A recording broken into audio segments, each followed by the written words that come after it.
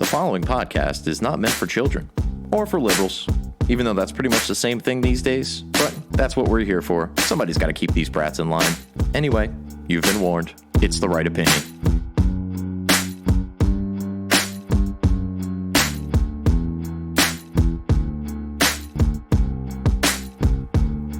These days, our media's either incompetent or malevolent. They don't believe in heaven, but they acting like they heaven sent. Knowing the truth is way harder than telling it. We gotta work harder, gotta be more intelligent. Sometimes we just gotta grab a mic and start yelling shit. We're living in times when it's hard to stay relevant. Be the elephant in the room, in a room full of elephants. Be the elephant in the room, in a room full of elephants. Boom. Welcome back right here to the rightopinion.podbean.com. Yes, it's the Right Opinion Podcast. I'm your host, Harrison Bergeron. You can follow us on Podbean, on Stitcher, on Google Play, on iTunes, and other places as well. Also, don't forget hackerhameen.podbean.com and ratsaladreview.com. I throw those out there every so often and forget to actually explain what they are. So hackerhameen.podbean.com, it's a wide variety of different shows over there. You've got conspiracy theories, you've got professional wrestling, pop culture, including Star Wars and South Park more specifically. There's a film review podcast. There's, just so much stuff going on over at hackerhameen.podbean.com, so check it out. They also have the temerity and the gumption, the testicular fortitude, if you will, to carry this podcast, and for that, I think they're worthy of a little thanks, at least to subscribe. Look, you don't have to listen, but hook them up on the metrics anyway. Hackerhameen.podbean.com, also ratsaladreview.com, another podcast with the gumption, the audacity, if you will, to carry the right opinion. So check them out. They do rock and roll and heavy metal review shows and all sorts of stuff along those lines, as well as some other shows. They got like a mixed martial arts show. They have the right opinion. They have a South Park show. I believe it's the same South Park show over at hackerhameen.podbean.com. It's a big network of happy families and whatnot. So check us out at all of those platforms, the rightopinion.podbean.com, hackerhameen.podbean.com, and ratsaladreview.com. And last but not least, the social medias. Check me out on Twitter, on Parler, on Instagram, and on Minds at Right Opinion Pod. It's very simple. And that's about it. So that's the intros as far as that goes. We're back talking part 2 of the Michael Flynn saga. We've got so much more to talk about. It's ridiculous.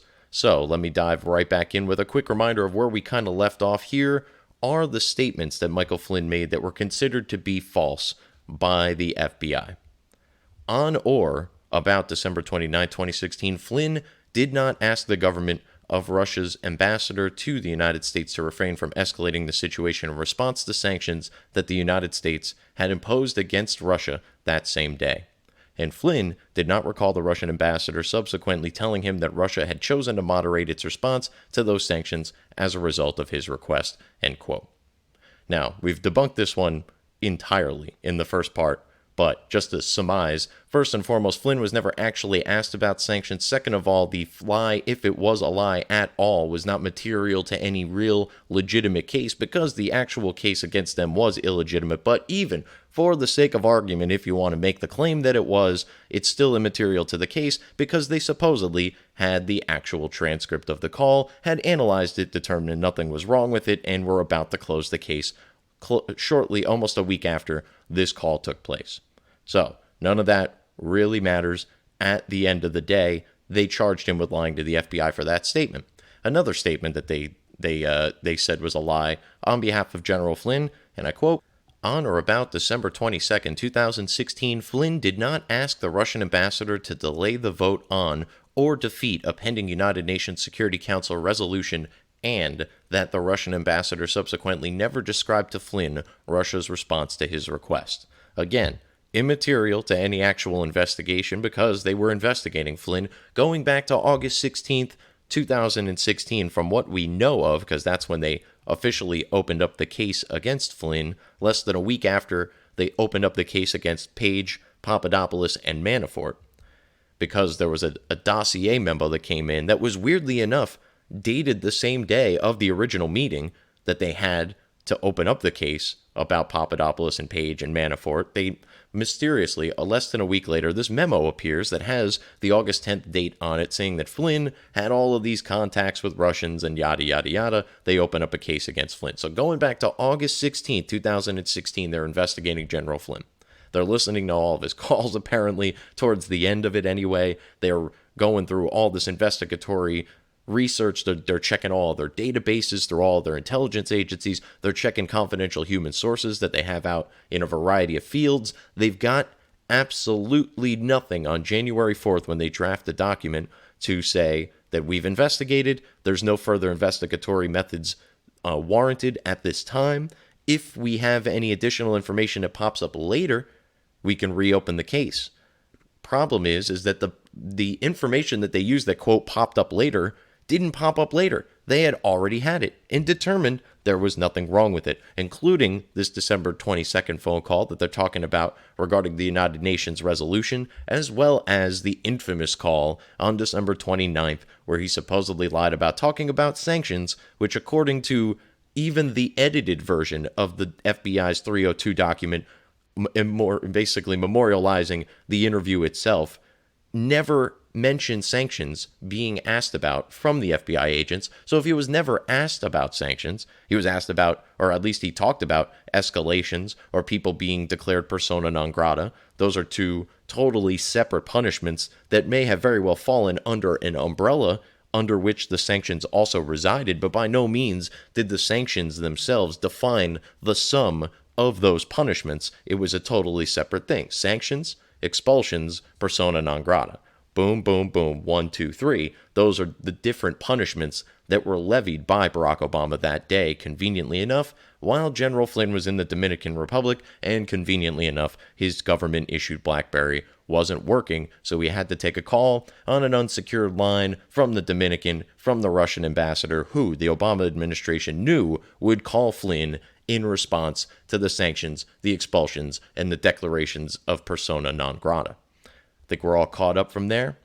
Anyway, so also important to note is that in the interview, just to recap a little bit, in the actual interview that took place with General Flynn and Peter Strzok of the FBI and Joe Pianka of the FBI, Strzok was the one leading the interview. He was the one asking a majority of the questions. Pianka was the one dictating all of this down in what would ultimately amount to being the 302 document that I mentioned before, which is meant to memorialize that particular interview in the most current and contemporaneous manner possible. The FBI says you need to deliver this document after an interview within 5 business days, 5 working days of the interview itself, and this one wasn't turned in until 22 days later after being not only revised by a different agent that wrote the original to begin with, which was almost definitely Joseph Pianka, who has completely disappeared off the face of the earth, by the way.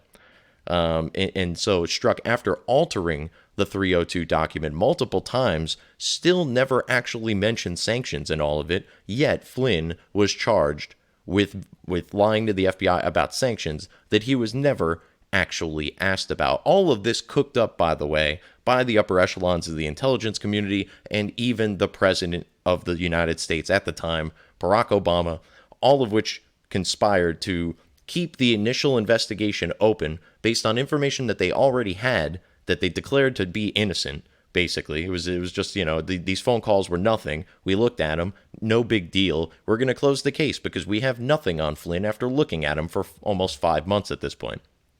Then Comey, Brennan, Clapper, Rice, Yates, and Obama himself all decide to get themselves in this Logan Act violation, and they all commit to this. They dive headfirst into the stupidest potential prosecution in the history of the government, where they were going to claim that the incoming national security advisor was violating a law that not only no one has ever technically violated ever in accordance to the courts, but was probably unconstitutional to begin with, and is even less applicable when you're considering the fact that the incoming national security advisor deals on behalf of the American government in terms of foreign relations throughout every transition of every presidency, certainly in the modern era. So the nonsense that he was violating the Logan Act, which would be to be negotiating on behalf of the United States unlawfully, which is unlawful unto itself because it does technically violate your First Amendment rights in a certain respect. John Kerry has physically gone over to Iran and tried to talk to them about foreign policy relating to the Iran deal, which the Trump administration eventually revoked.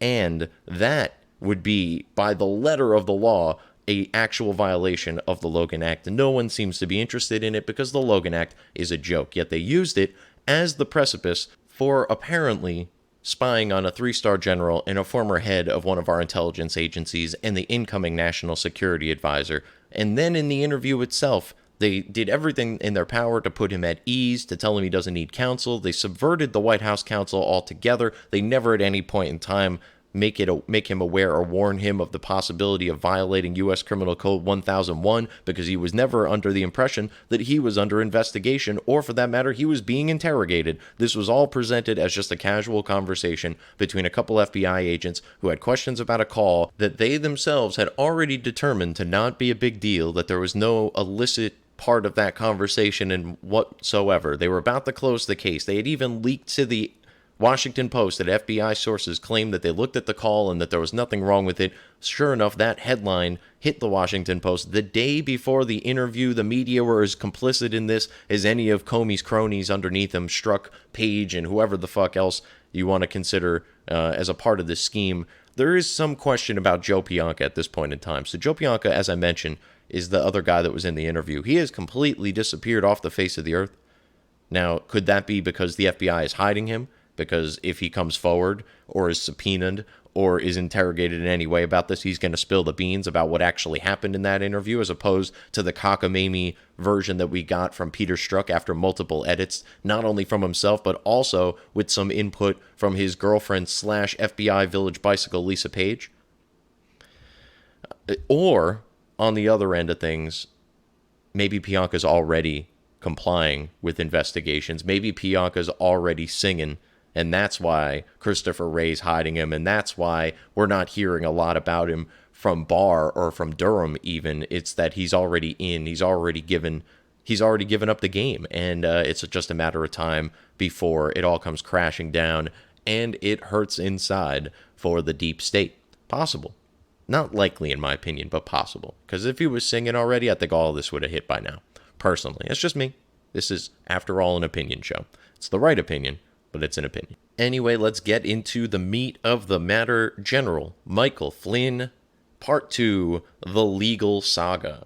It begins where we left off in February of 2017. This is actually maybe kind of bunny hopping a little bit. We're kind of taking a couple steps back just to take a few steps forward, but nevertheless, stick with me here. In February of 2017, the FBI interviews Christopher Steele's primary subsource and discovers that Steele was full of shit. He completely made up the contents of the memos in the dossier, or it was Russian disinformation given to him by Russian intelligence officers who knew what he was up to, which was trying to gather information against Donald Trump for Hillary Clinton. And if the FBI, if you're Boris over there in Russia or whatever, or let's use the actual name, if you're Trubnikov or Strzok, who were the high-ranking Russian intelligence operatives that were actually named by Christopher Steele in an interview with the State Department. The State Department's Kathleen Kavalek wrote in her notes, sources, Trubnikov, Strzok, and those were, in fact, the sources that Steele told her were, the sources behind all the information in the dossiers, or at least some of the primary subsources that happen to be in the dossiers. Nevertheless, he actually talked to actual Russian intelligence officers, and he, like I said, either completely made up what they said, or they knew that he was going to hand this information back to Hillary Clinton, who obviously had friends in the White House, and that by providing them with everything they wanted to hear about Donald Trump, they could sow the type of chaos that we've seen play out over the last 4 years here in the United States in regards to Trump-Russian collusion and all of the ensuing chaos that has happened ever since. As recently reported by John Solomon on justthenews.com, and I quote, "More recently, these classified footnotes made clear that Steele's claim that Page met back in 2016 with a senior Russian named Igor Sechin and had been offered a lucrative finder's fee had been debunked by the FBI by February of 2017. months before Mueller was appointed. In fact, Steele's own source challenged the veracity of the information attributed to him inside the dossier. And I quote within the quote, "The primary subsource told the FBI that one of her subsources furnished information for that part of Report 134 through a text message, but said that the subsource never stated that Strzok had offered a brokerage interest to Page," end quote, Horowitz reported.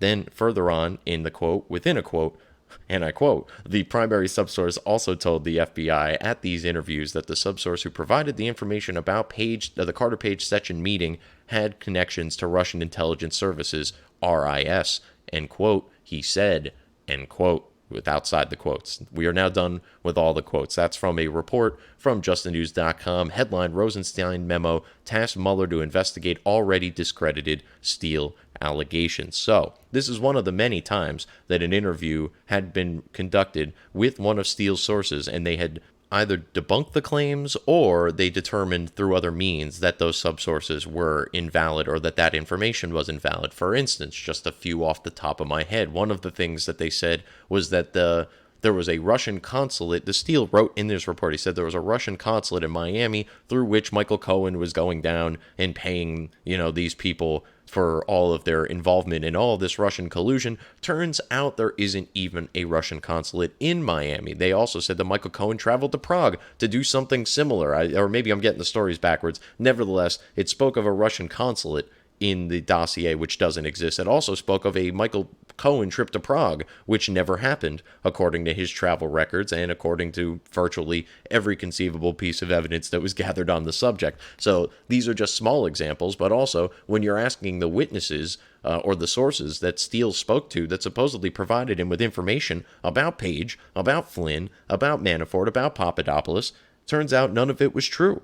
And when we look back on all this sort of stuff, we've now got Flynn, who unequivocally was set up here by the FBI based on a fake, ridiculous Logan Act charge. You've got Manafort, who faced charges that were ultimately unrelated to the Russian collusion, but he got sucked up into the Russian collusion, which led them down other investigatory paths that ultimately nailed him for FARA violations, if I'm not mistaken. But all of that was based on a black ledger that was obtained through the Ukraine, which wasn't real. So you've got at least two of the pillars here of this whole investigation that they were being investigated based on complete poppycock, for lack of a better term at the moment. That, and I like to say the word poppycock, but that's just a little bit of a teaser as to what's to come when ultimately a lot of this information gets unfurled, gets declassified, or for that matter, gets read, in like page 1800 of a 3,000 page document. Eventually, people start flipping through these things and they're like, oh, wait a second,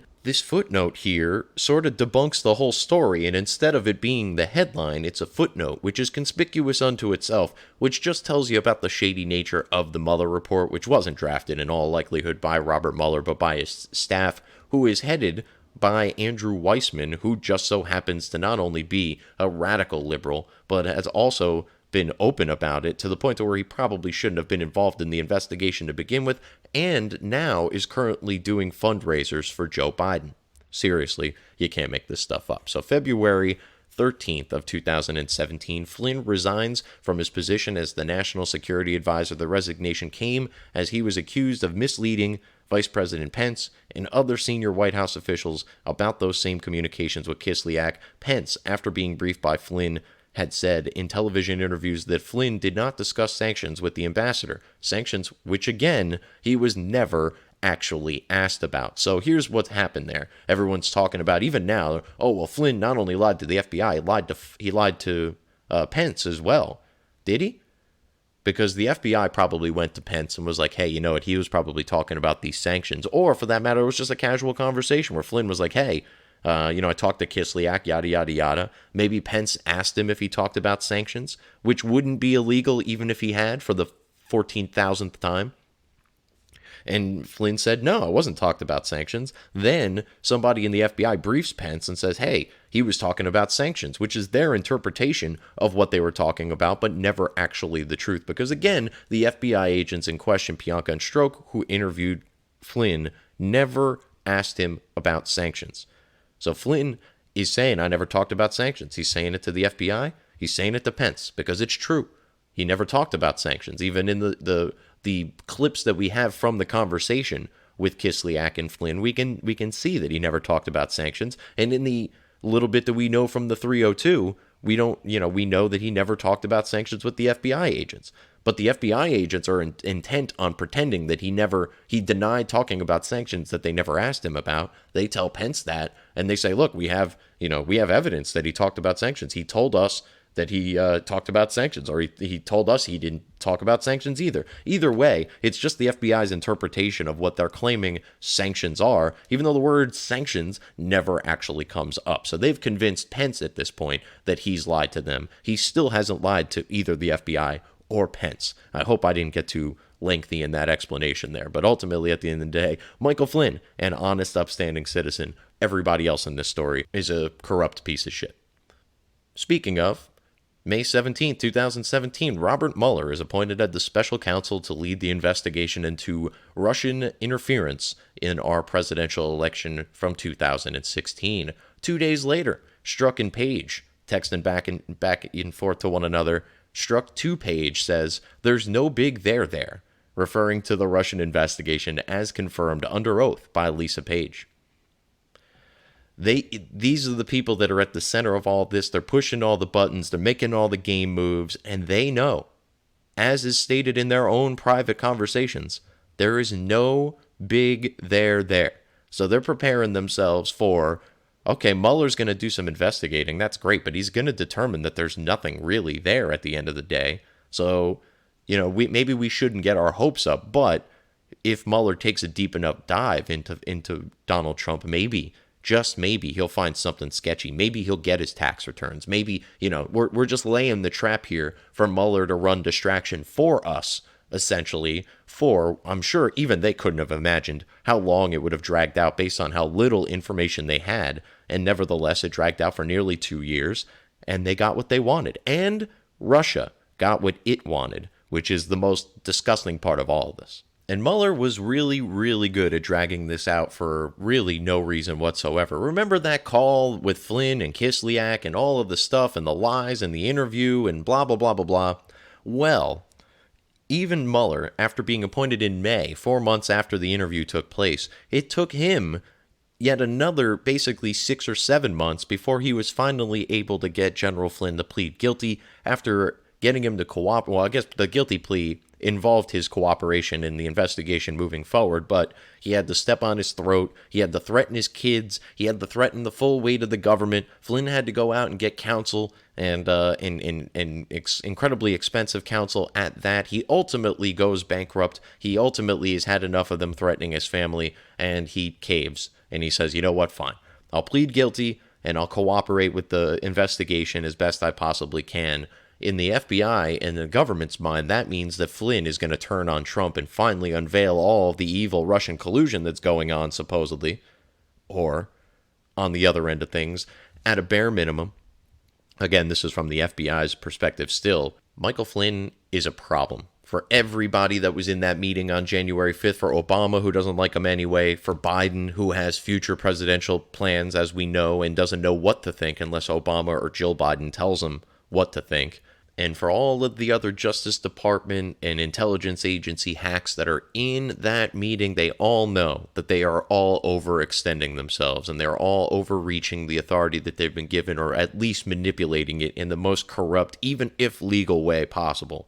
They know that if Flynn gets in the walls within and gets to look around for a little while, if he gets back in and has top secret clearance, which he has, and that was actually part of one of the predicates for why they were interviewing him, is that, or for that matter, why they were investigating him in the first place, if you remember, is that he's an advisor to Trump, he knows some Russians, and he's got a top secret clearance. We can't allow him, we must look into him. We must make sure that this is all on the up and up, and they determined it was all on the up and up by January of 2017. But here we are 12 months later, and they are, or I guess 11 months later, and they are charging him with lying to the FBI, again, about sanctions that he was never asked about, and about lies that were immaterial to not only this investigation because they had the transcript, but of any legitimate investigation because this does not fall into that category.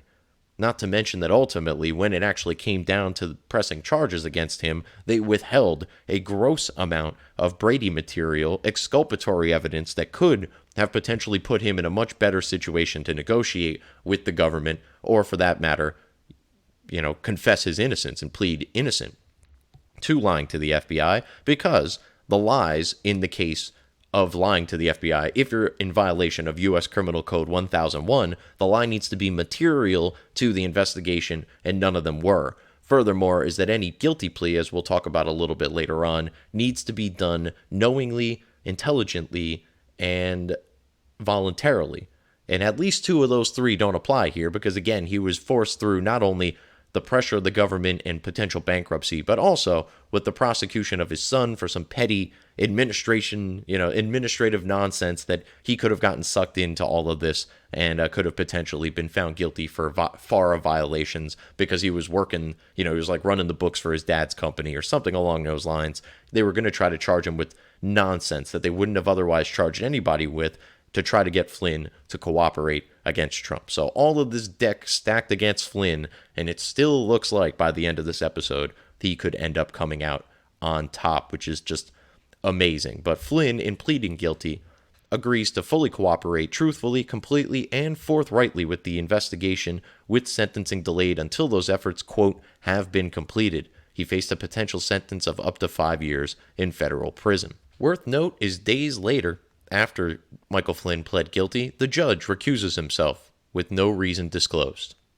Just seems a little weird and worth throwing in there. So a couple days after Flynn pleads guilty, the judge just up and recuses himself, and no reason whatsoever was disclosed to the public. Seems a little odd. I don't really even know what to make of that, but I figured in my research it was worth dropping in here. But let's flash forward to February 1st, 2018, where Flynn and Mueller's attorneys, they file a joint status report to push back the sentencing for Michael Flynn. Mind you, Flynn's lawyers at this point are Covington and Berling, who were just so inept throughout this process that it would be hard to imagine that it wasn't being done on purpose. They screwed up his FARA filings, which caused a lot of problems throughout this. They were completely disinterested in any possibility of a plot against General Flynn, which we now know obviously was taking place, and they didn't push the government on any of the now exposed Brady disclosure information, including a copy of the transcript of the call, which, by the way, has yet to have been produced to this very day. And I have an article in the show notes for you from the China News Network, the Communist News Network, very fake news, CNN, just to make sure that, I'm not putting all right-wing articles in the show notes here. For as a matter of fact, when often available, I try to use the left-wing ones just so I cannot be accused of any such right-wing bias. It's funny, the leftists will not in any way, shape, or form even read or reply to in any, relevant manner to like a Red State article or a Breitbart article or something along those lines. But when you put it in Washington Post and it's there in one of their trusted sources, now they have to backpedal a little bit. Now they have to take it a little bit more seriously. Often they don't anyway, because, the doublethink is strong with them. But nevertheless, it's much harder for them to dismiss when you're posting an article from an outlet that they trust, as opposed to an article from an outlet that they probably should trust, because the outlets that they do trust have been outright lying to them for years now. And for that matter, as I've showed in the first section, I think, were complicit in a lot of this, either because they wanted to be and they were willing to be involved in the takedown of Donald Trump, regardless of how illegitimate and unjustified it may be, or because they were just really bad at their jobs and never bothered at any point to ask any questions to any of the FBI sources that were leaking to them information that turned out to be very convenient to the FBI's ultimate goal of trying to trap Michael Flynn in a lie and take down Donald Trump. But, they're journalists. It's not their job to ask questions. Oh, wait a second. Never mind. Moving on. Why are they pushing back the sentencing, you may ask? Well, it's somewhat mutually beneficial to both parties, which is why it's filed as a joint status report rather than just the government filing for the report or just the Flynn attorneys filing for a report. It's mutually beneficial in that the government thinks Flynn still has dirt to share on Donald Trump, on Russian collusion, yada, yada, yada. And they may eventually want him to testify against Trump. So they don't want to sentence him first, because then they don't have the sentencing to hang over his head when he's on the stand. Also, if Flynn can be at all helpful to the government, he not only has to be in accordance with his guilty plea and the terms thereof, but he also, it's in his best interest for him to be as helpful to the government as possible, because maybe he can get himself a reduced sentence.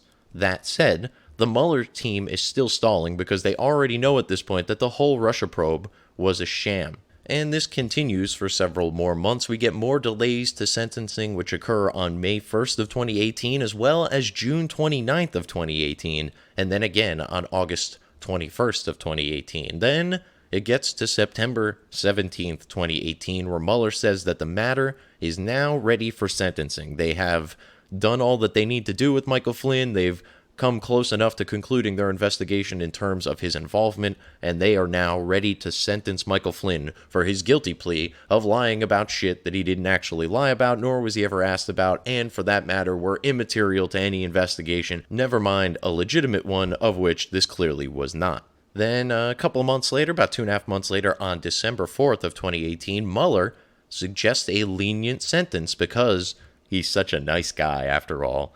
Anyway, so at this time, Flynn had now sat for 19 interviews with the Mueller's team and other Justice Department attorneys, according to the memo that the Mueller team provided, and a heavily redacted supplemental filing attached.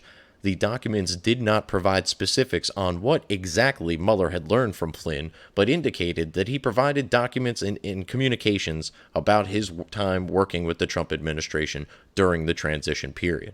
So he didn't have anything to give up, but he gave them everything that they asked for in terms of documents and communications with the Trump team, and at the end of the day, they found nothing. All they had was this nonsensical charge of lying to the FBI about stuff that didn't really matter and should have never been charged to begin with. But they were so desperate to try to get him, A, removed from the heart of the government as the national security advisor, and B, keep him out of the loop for as long as conceivably possible in terms of Trump's administration, and C, if they could, get him thrown in jail. Why not? Obama hates this guy anyway. The whole intelligence community doesn't like this guy because he was outspoken about the politicization of said intelligence community, and they, knowing that he was right about all this, because they're literally in the middle of doing the thing that he was worried about.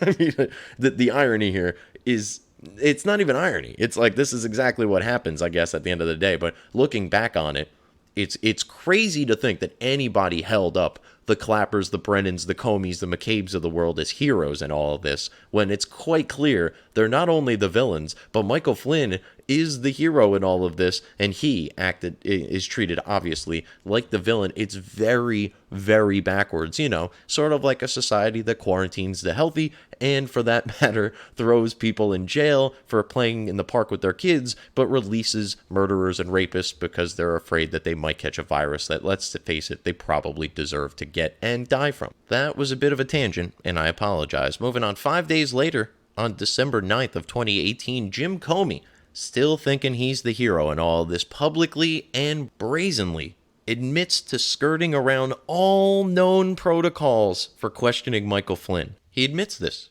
openly and brazenly. As I said already, Jim Comey with MSNBC's Nicole Wallace. I have the clip for you now, and take note the reaction from the crowd. Think about what's actually taking place here. Think about everything I told you in part one. Now, granted, most of these people don't know all that yet, but at the end of the day, their reaction to what is being done here is really rather sickening. And the smug, unrepentant manner in which Comey says this is even more disturbing. Here's the audio. Judge for yourselves. You look at this White House now, and it's hard to imagine two FBI agents ending up in the sit room. How did that happen?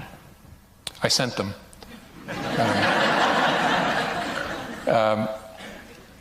Something I probably wouldn't have done or maybe gotten away with in a more organized investigation, a more organized administration. The FBI wanted to send agents into the White House itself to interview a senior official. You would work through the White House counsel, and there'd be discussions and approvals and who would be there.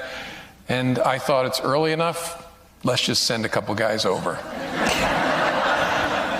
Yeah, let's just send a couple guys over. Let's just ignore all protocols and ethics in terms of any investigation. Nevertheless, one that is so important. That's what really grinds my gears about all this, right? Okay, let's take a step back. Let's remove all of our knowledge about this and put ourselves in the shoes of our liberal friends who have no knowledge of any of this. Let's assume you thought that this investigation was legitimate, right? Trump's a Russian. He's some sort of Russian asset. Okay, cool. I mean, not cool, but whatever. So that's your premise. That's a legitimate thing. You're investigating that.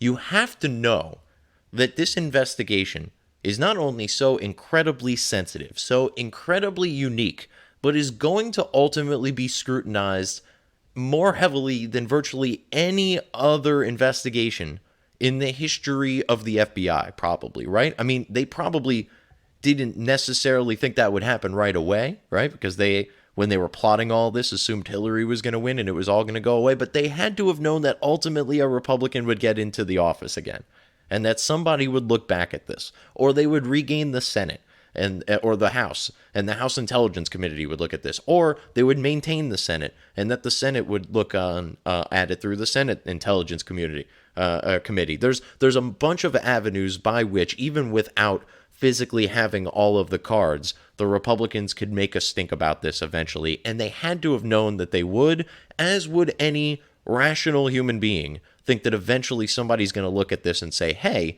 maybe we should take a second look at exactly how all of this was started, being that it was such an important case. It merits the highest levels of scrutiny.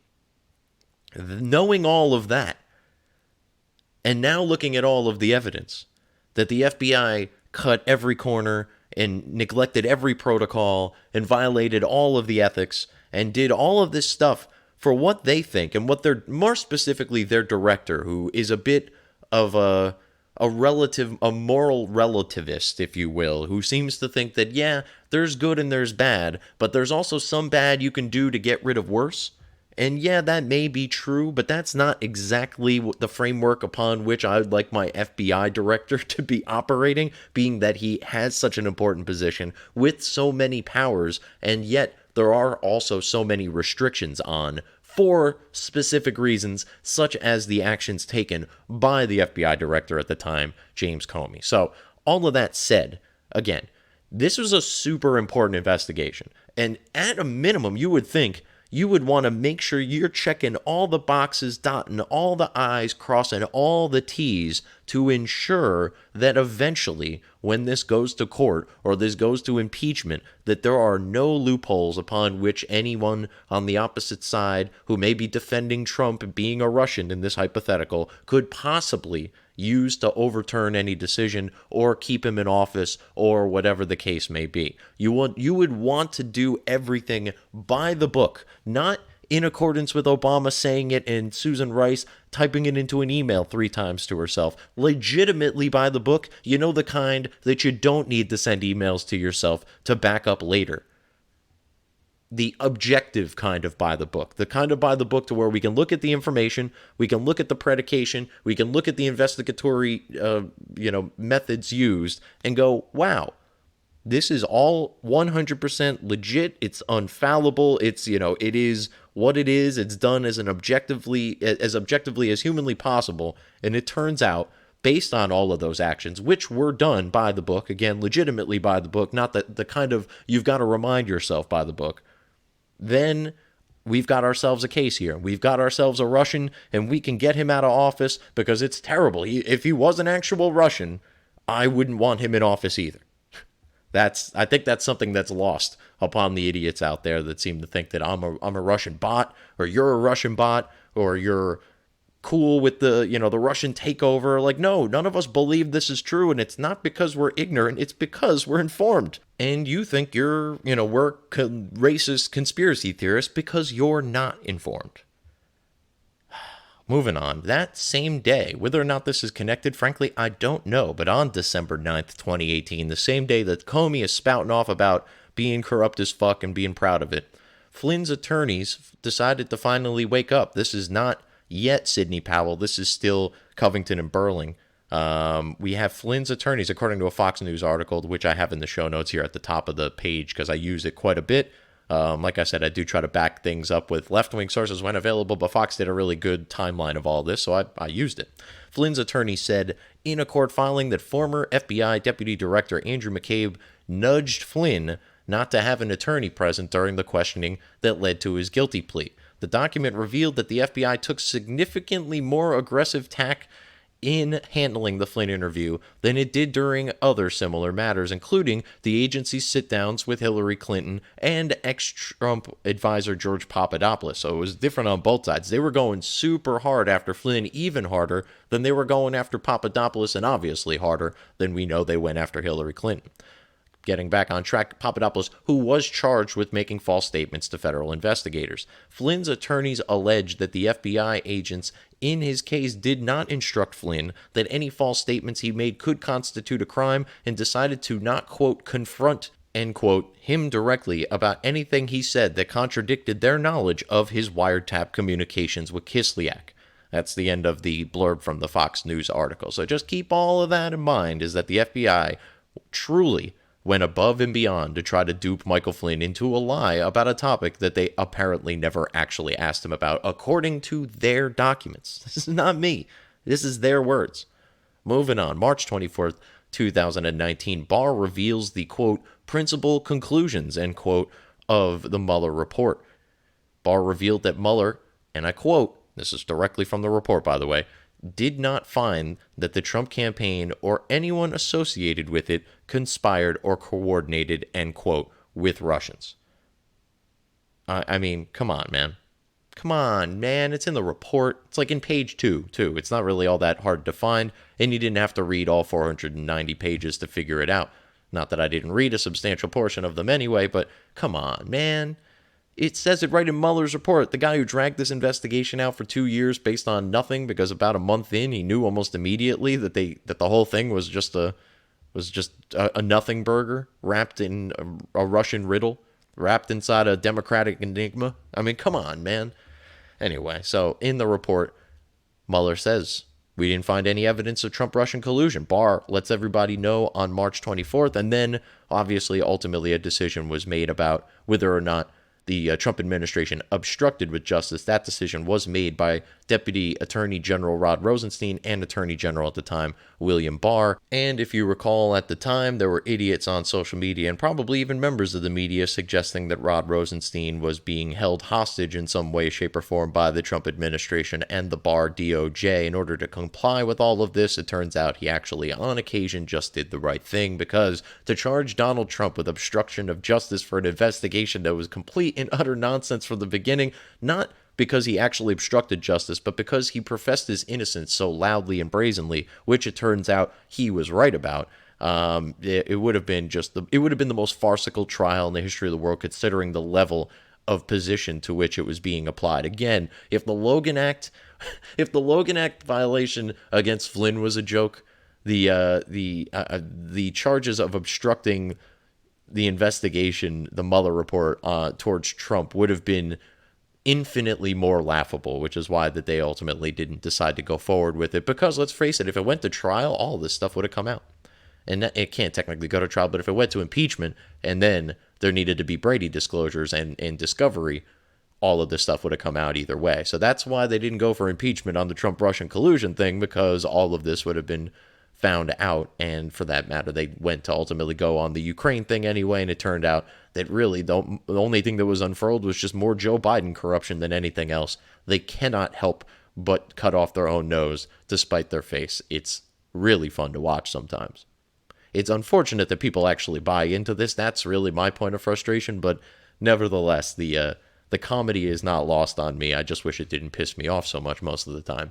Moving on from there, April 18th, 2019, the fully redacted Mueller report is released to the public. Then we get May 29th, 2019, Mueller closes the special counsel's office's investigation into Russian election interference. So now Mueller is completely off the table. He's done his report. He's released it to the public. He ultimately testified in front of Congress, and he did his best to get through that. He did about as well as Joe Biden does through his little teleconferences that he does, including the one with Charlemagne the God, in which he decided to determine who's black and who's not, because, the Democrat plantation, really, people mock it. You can't tell me that's not a thing after hearing a comment like that. And that brings us to June 2019, when shit gets real. Michael Flynn fires his legal team and hires Sidney Powell, and the tides begin to turn. It's amazing what can happen when you have a lawyer who gives a shit. 2 months later, August 2019, Powell files a motion to delay sentencing. She also notes in that filing that the government was denying her request for security clearances needed to review classified material pertaining to Flynn, including transcripts and recordings of phone calls that supposedly underpin the charges against him. Also, like I said, this is really where it gets interesting. Mind you, those transcripts and recordings still have not been given to the defense team to this very day. Literally just heard an interview with Sidney Powell. She was on the Dan Bongino show for a pretty lengthy interview. It wasn't like super long, but it was probably more time than she really had, considering how busy she is these days. But she was on with Bongino, and she was talking about all this sort of stuff, and she still has not seen a transcript or heard a recording of the December 29th call with Flynn and Kislyak to this very day. Now, oddly enough, this is where it starts to get kind of weird. Susan Rice, now in current day, this is not August 2019, this is May 2020, Susan Rice is calling for these transcripts to be released. And I even saw Eric Swalwell tweeting about this to Richard Grinnell. If these calls are so not damning, why don't you release them? He says to Grinnell on Twitter. Now, if Grinnell could release them, I believe he would. And he does have the authority to do so, or at least recommend to the DOJ that they should be released. Now, DOJ would likely deny such a request because the case is still ongoing. I think that's important here, is that if these transcripts exist, to release them could throw, a monkey wrench into Flynn's defense here. At this point, the DOJ has actually been, this DOJ under Barr, has been very helpful to Flynn's attorneys because they're discovering all this information. U.S. Attorney Jeff Jensen, who was assigned by Barr to look into this case, is finding all of this exculpatory evidence that the DOJ and the FBI never turned around, and for that matter, the special counsel's office never turned over in the first place. So now the DOJ, obligated to turn this information over because of the Brady rule, they are turning it over to the defense counsel. And Richard Grinnell, as the acting Director of National Intelligence, has been doing a lot of the same as far as finding out this information and declassifying it. So if he could declassify the transcript, I think he would. But there's also another theory. Let's posit a little something else here. What if the transcripts and the recordings don't exist? Yep. Stew on that for a second. What if they don't exist? What if they never existed? I mean, it could be said that maybe they were lost, like we'll talk about here in a second, as was the case with other documents in this case. But what if it never existed? What if they never got a full transcript of the actual call, but rather they got some quick hits through word of mouth, through memos about the call, and they never fully had a transcript of the call, nor did they ever fully have a recording of the call? That would explain why it hasn't been turned over. That would actually be a good excuse for the FBI to say, hey, you know what? These transcripts never actually existed, so we can't turn them over to the defense. But it would then cause the defense to ask for whatever materials they did have related to the call, and that might damn them even more. That said, if the transcript of the call doesn't exist and the recording doesn't exist, they don't have to turn a transcript or a recording over to the defense because that's what they're requesting, and that specific item doesn't exist. Rather, there may have been some memos that existed that were just kind of summaries of the conversation, if you will. And if they were, in fact, summaries of the call, perhaps those summaries were inaccurate, and maybe those need to be turned over in terms of Brady disclosure, which they do either way. But the FBI and the government seem to be doing a pretty good job of hiding them because the DOJ has not yet found them, or at least they have not been made available to the public just yet. But why is Susan Rice asking for them to be released, if she knows that there wasn't a transcript, which she likely does, because again, she was involved in that big January 5th meeting where all of this plot was hatched by Obama, by Comey, by Brennan, by Clapper, by McCabe, by Rice, and by Yates. Well, Yates doesn't necessarily seem to be fully complicit in all this. She was kind of left on the outside looking in until she was on the inside looking around going, what the fuck is going on in here?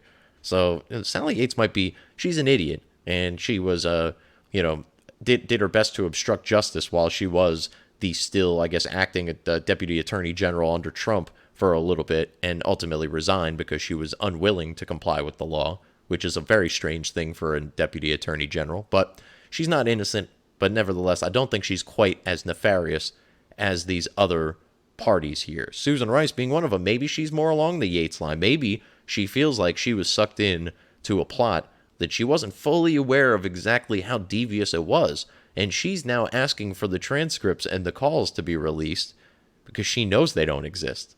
Because Comey told her and told everyone else that they existed, but maybe they never really existed, and Susan Rice is asking for them to be released, as well as people like Eric Swalwell are asking for them to be released, because then they can shift all of the blame to Comey and take it all away from Obama and Biden.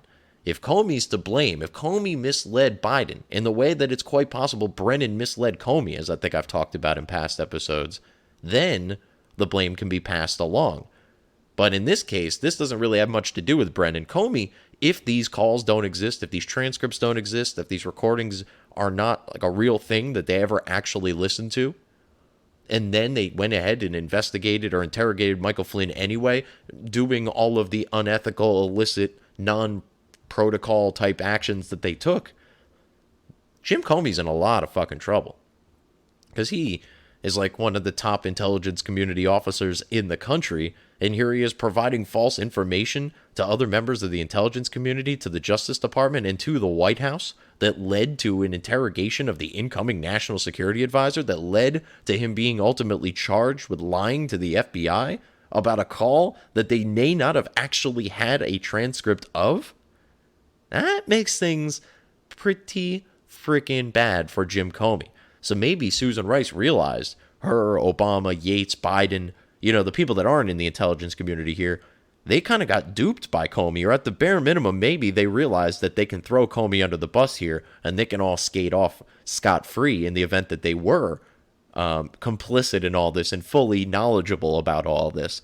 But they can say, you got to release those calls. You got to release that transcript. Jim, come on. Jim, release the transcript. Oh, there's not a transcript. You told us there was a transcript. That's why we went along with all of this. So maybe, just maybe, Susan Rice throwing Jim Comey under the bus. But to this day, mind you, in all of the court documents and all of the filings and all of everything that has been reported in the intelligence community, Investigator General's report, and the Mueller report, there is precisely zero evidence that a word-for-word transcript of the call exists. Nowhere, anywhere, ever is such a thing legitimately referenced as such. Have you seen it? I haven't seen it. Flynn hasn't seen it. Flynn's lawyers haven't seen it. The judge who has ordered it several times still hasn't seen it. Is it even real? Or maybe it was just lost. I know, you're like, lost? What do you mean lost? That sounds sketchy. Yeah, of course it sounds sketchy, because things don't just get lost conveniently in the middle of high-profile cases. Things actually just disappear conveniently for wrongdoers involved in high-profile cases. And that brings me to September 10th, 2019. Sidney Powell files a motion with the court. She wants the original 302 document, which she claims was written by Pianka and not Strzok, as the multiply edited versions that we've gotten now submitted to the court were all written by Strzok. And as we know from the text messages between him and his lover, FBI Village Bicycle Lisa Page, she had also put in some input, had reviewed them, and provided him with some critiques on the document. The 302, the original 302, potentially, in all likelihood, written by Joseph Pianka, was replaced, like I said, by heavily edited versions that still did not say what the FBI wanted it to say in order for them to actually file charges against Michael Flynn regarding lies about sanctions that even in the edited 302, they never said they asked him about. And the FBI won't give the defense the transcript of the call or a recording of the call in question. Gee, that's only the two biggest pieces of evidence in the entire case. Your Honor, we're here charging this man with vehicular homicide, but we don't have the defendant's car, nor do we have a dead body. Oh well, things happen, if you ask Judge Sullivan, which is a legitimate thing that he actually said in the course of this case. So the prosecutor in this case, Brendan Van Grack, has said that they basically don't have these documents, and Sidney Powell insists you must have these documents. They had to have been filed within 5 days, which we now know they weren't. They took them almost over 3 weeks before they actually filed it. But the original 302 that was written by Pianka, that Strzok was editing, had to have been filed at some point somewhere. It should have been somewhere in their computers, and it wasn't. And they conveniently don't have it. And before prosecutor Brendan Van Grack, who's the prosecutor on behalf of the special counsel's office, before he even got the opportunity to retort, the Judge Sullivan stepped in and said to the defense counsel, to Sidney Powell, I see where you're going here, but, if they're saying they don't have it, sometimes documents get lost and things happen. Those are direct quotes. I think they may have been said conversely. So he said things happen and documents are lost.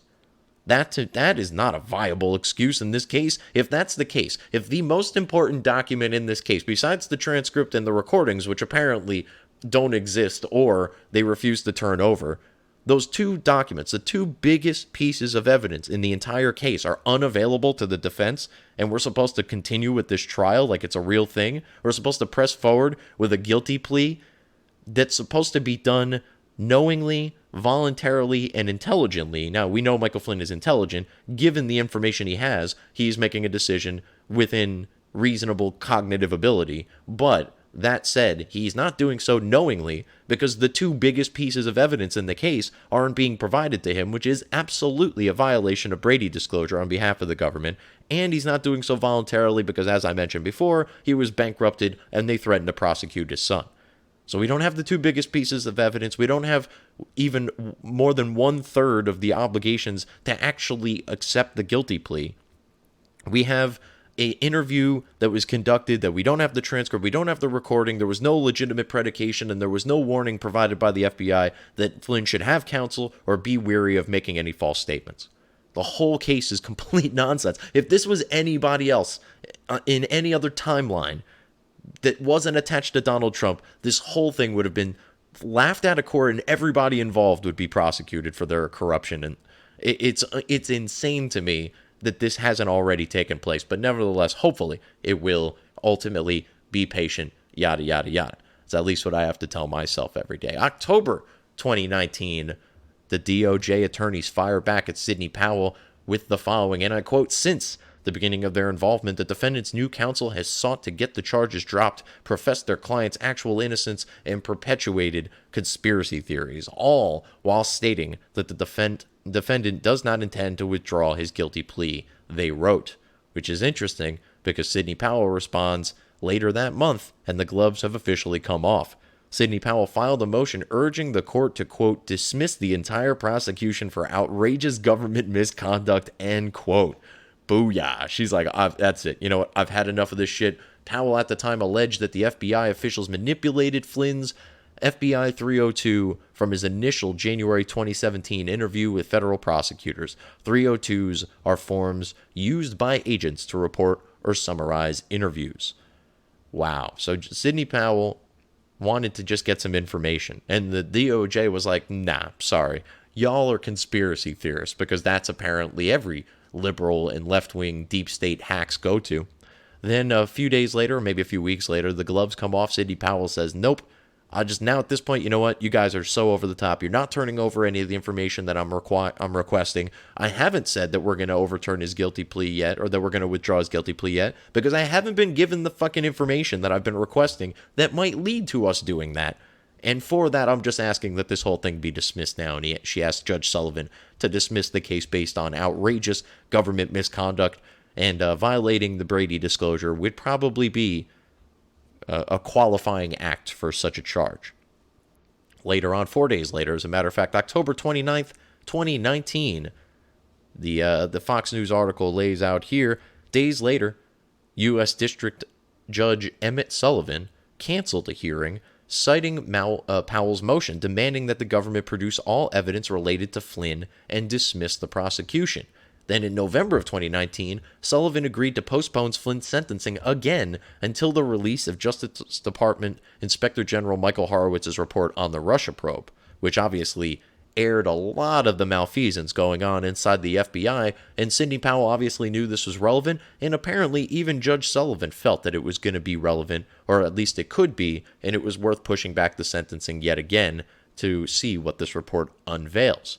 December 2019, Judge Sullivan denies Flynn the ability to request exculpatory information being held by the FBI. And this is from, I believe, the article again. Flynn's guilty pleas, Sullivan wrote, effectively bar him from raising claims based on any evidence obtained in violation of the Fourth Amendment, end quote. Even if Flynn had not waived his Fourth Amendment rights, Sullivan argued that Flynn still needed to, quote, establish that the requested information is favorable, unquote, to his defense in order to obtain it, something he has, quote, failed, end quote, to do, the judge said. So what the judge is basically saying there is that, no, you cannot ask for this exculpatory information because you've already pled guilty. And you could potentially do that in a situation where you can establish that the requested information is favorable to your defense, but you failed to do so. Probably because he was unable, or at least Sidney Powell was unable to actually review the information. How do you prove that the information you're requesting is favorable to your defense without ever actually seeing the information? And while the government continues to deny that it exists, and then once it seemingly recognizes that it exists, says that they don't have to turn it over because the judge says that you've failed to establish that that information is favorable to your defense. Again, just think back to the information that's missing here. This guy is being found guilty because he pled guilty because he was denied a litany of exculpatory information that would have otherwise led him to plead not guilty, and obviously try this out in court. Or, for that matter, the judge and the DOJ should have, could have, would have thrown this thing out in its entirety.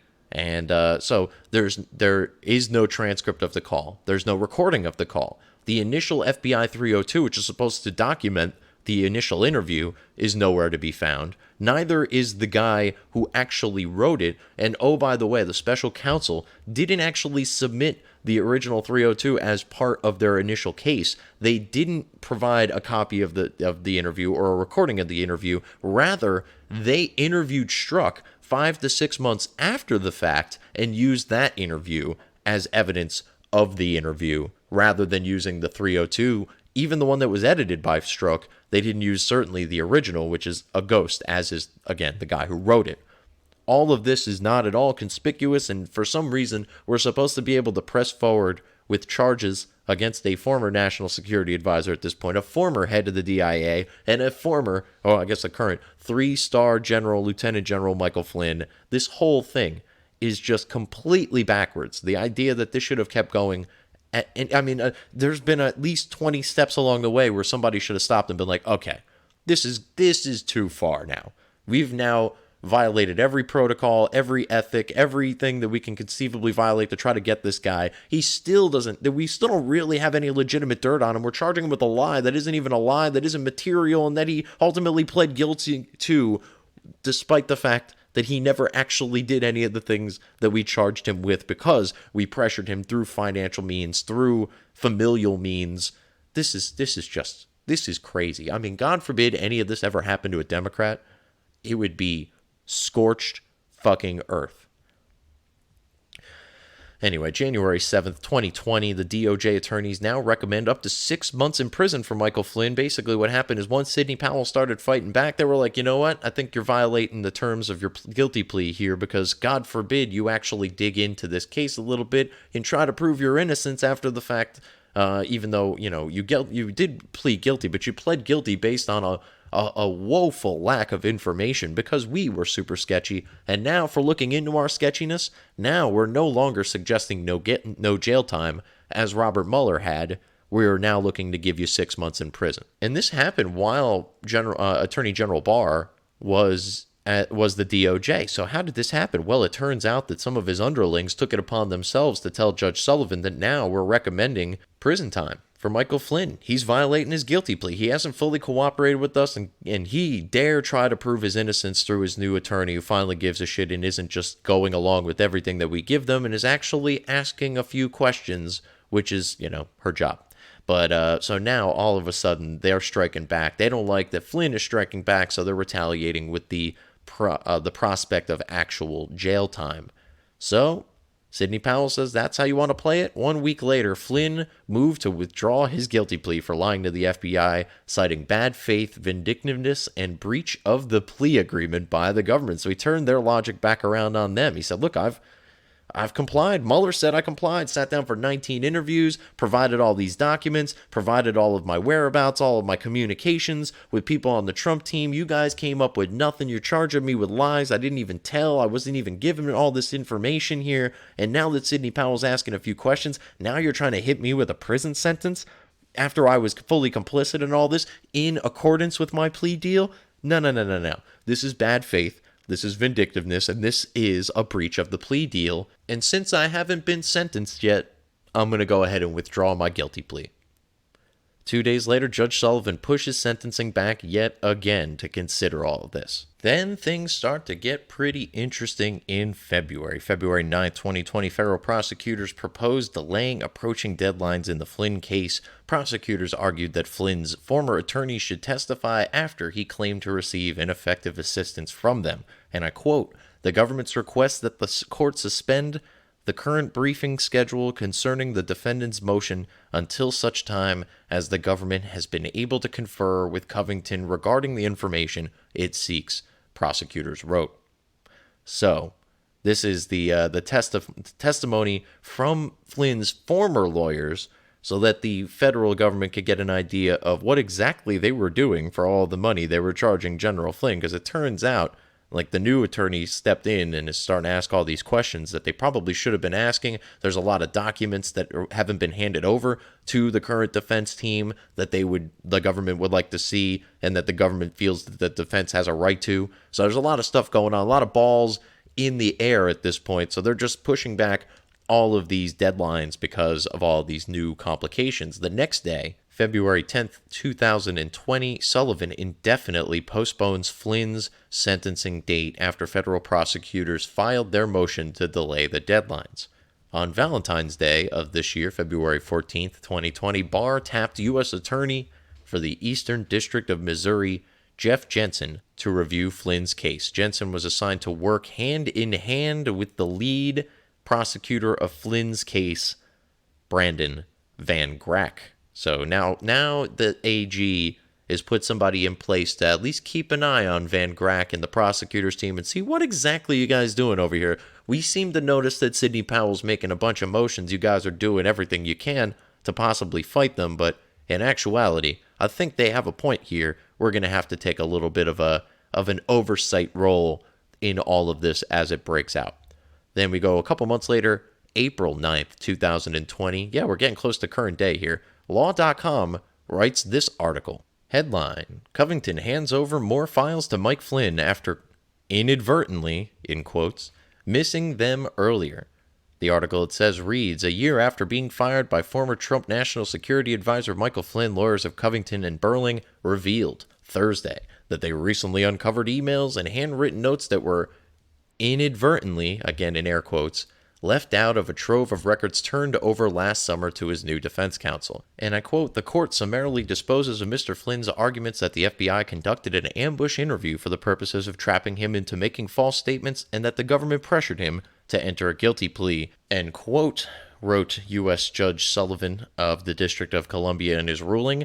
And I quote, "The record proves otherwise," end quote. Well, That quote would age very poorly for Judge Sullivan because less than 3 weeks later, the DOJ released documents and records that showed that the FBI conducted an ambush interview for the purposes of trafficking Mr. Flynn into making false statements, and that the government pressured him into entering a guilty plea, because that's exactly what happened. We'll get into some of the finer details here because I have a document that kind of does a really good job of summarizing what the DOJ found in all this, and we'll get to it in a little bit. So on April 29, 2020, DOJ releases new documents related to FBI misconduct. This included handwritten notes by what is presumed to be FBI lawyer Bill Priestap, who was basically Peter Strzok's boss in all of this. He was a higher up than Strzok, but obviously not quite as high as the deputy director or the director himself. Some of these notes include things like, what is our goal here? Truth/admission, or to get him to lie so we can get him fired, which is pretty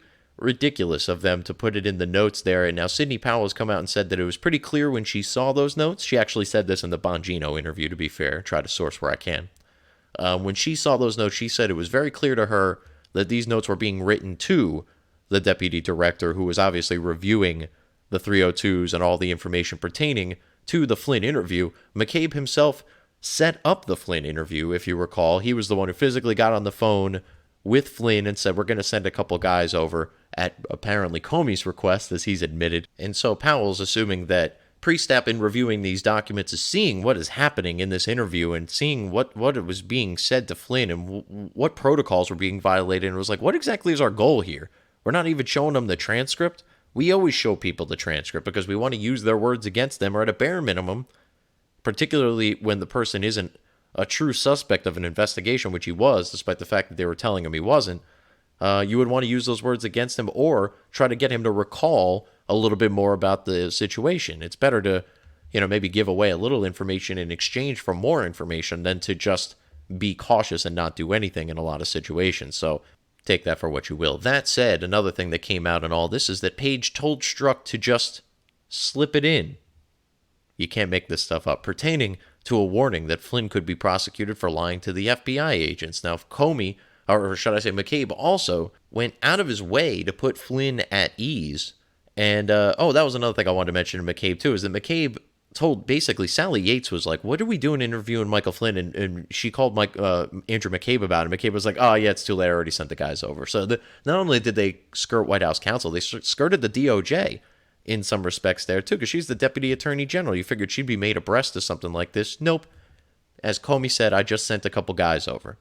And McCabe went along with it and did everything he could to put Flynn at ease and tell him, nah, you don't need counsel, no big deal. It's just a casual conversation between higher-ups in the FBI. You know how it is, the bureaucracy. We like to chill. Sometimes we call ourselves the broocracy because it is such a bro show up there. But nevertheless, they didn't show him the transcript, as I mentioned already. Then that brings us to April 7th, 2020. The DOJ formally makes a request for Judge Sullivan to drop the case against Michael Flynn. 5 days later, Judge Sullivan decides that he wants to hear amicus briefs on the matter. An amicus brief is basically, well, I guess an amicus curiae is ultimately what he appoints here. It's a former U.S. District Judge John Gleeson is the amicus curiae, the friend of the court. And basically what's going on here is that the DOJ's made a recommendation. The judge has the right to consider it, but ultimately doesn't really have much standing as far as overturning it. Like, the DOJ makes the decisions here. It's like you watched Law and Order or whatever, and the AG comes in, he's like, yeah, we're dropping the case. It's like, what do you mean we're dropping the case? We're dropping the case. That's the end of that. Boom, done. Let's move on. That's generally the case here, particularly with the Attorney General getting involved, and the DOJ passing down a 20-page document, which is the document I teased a little earlier that we'll be getting into in a minute. But Judge Sullivan decides to hear amicus briefs. So, friend of the court, amicus curiae, would come in and basically, as a seemingly uninterested third party, come in and just kind of argue the merits of the case here. The DOJ is saying drop the case. Judge Sullivan not only wants to hear arguments for why he shouldn't drop the case, even though he's going to drop the case anyway, but he also wants to hear whether or not former Judge Gleeson here has any arguments for the idea that Flynn could be charged with perjury for his previous guilty pleas, because technically he pled guilty. He said, I was guilty. He was under oath. It can be said that he lied by doing so. But frankly, there is no way that that would ever actually happen. As a matter of fact, there are guilty pleas all the time that are overturned as a result of additional information coming in after the fact, particularly things like Brady disclosures, where the government has information that they're withholding for the purposes of making sure that the prosecution is easier for the prosecutor in that particular case. So Gleason, by the way, not a disinterested third party at all. He's a very interested third party. He's a rabid anti-Trumper who spoke out during impeachment and, for that matter, has written op-eds about General Flynn specifically. So he is by no means like an arbiter of truth here. He's not an objective third party. He's somebody who's coming in specifically to argue these points because this is how he feels, and Judge Sullivan is giving him the floor because he wants to feel like he has some power in all of this. And even though he probably will sign the document and ultimately have this case dropped, that doesn't prevent him from making a circus of this in the meantime. Now, weirdly enough, one of the rules that Judge Sullivan applied to this case here in order for him to hear amicus briefings in terms of the DOJ trying to drop this case here is Rule 48, which is obviously some sort of legal statute here. As a matter of fact, it's Rule 48A of the Federal Rules of Criminal Procedure requires a prosecutor to obtain, quote, leave of court, end quote, before dismissing charges against a criminal defendant. This particular rule, as a matter of fact, I'm just going to read on here. That language could conceivably be read to allow for considerable judicial involvement in the determination to dismiss criminal charges. Fair enough. But decisions to dismiss pending criminal charges, no less than decisions to initiate charges or to identify which charges to bring, lie squarely within the ken of prosecutorial discretion, otherwise known in this case as the DOJ, who is overriding all of the prosecutors involved in this, including the special counsel's office. To that end, this is written, I have the link here. Yes, I do have the link here in the show notes for you from where I'm reading this from. To that end, the Supreme Court has declined to construe Rule 48A's, quote, leave of court requirement, end quote, to confer any substantial role for courts in the determination whether to dismiss charges. Rather, the, quote, principal object of the leave of court requirement, end quote, has been understood to be a narrow one, and I quote, to protect the defendant against prosecutorial harassment when the government moves to dismiss an indictment over the defendant's objection, end quote. So, this is being done this rule is put in place specifically to defend and protect the defendant, not protect the court, not protect the prosecutor. It's being put in place basically so here's what can be done. As a matter of fact, this was kind of loosely done to General Flynn already in a variety of situations, is that the court can come in, or I'm sorry, let's be specific here. The prosecutor can come in and say, we're filing charges against this defendant.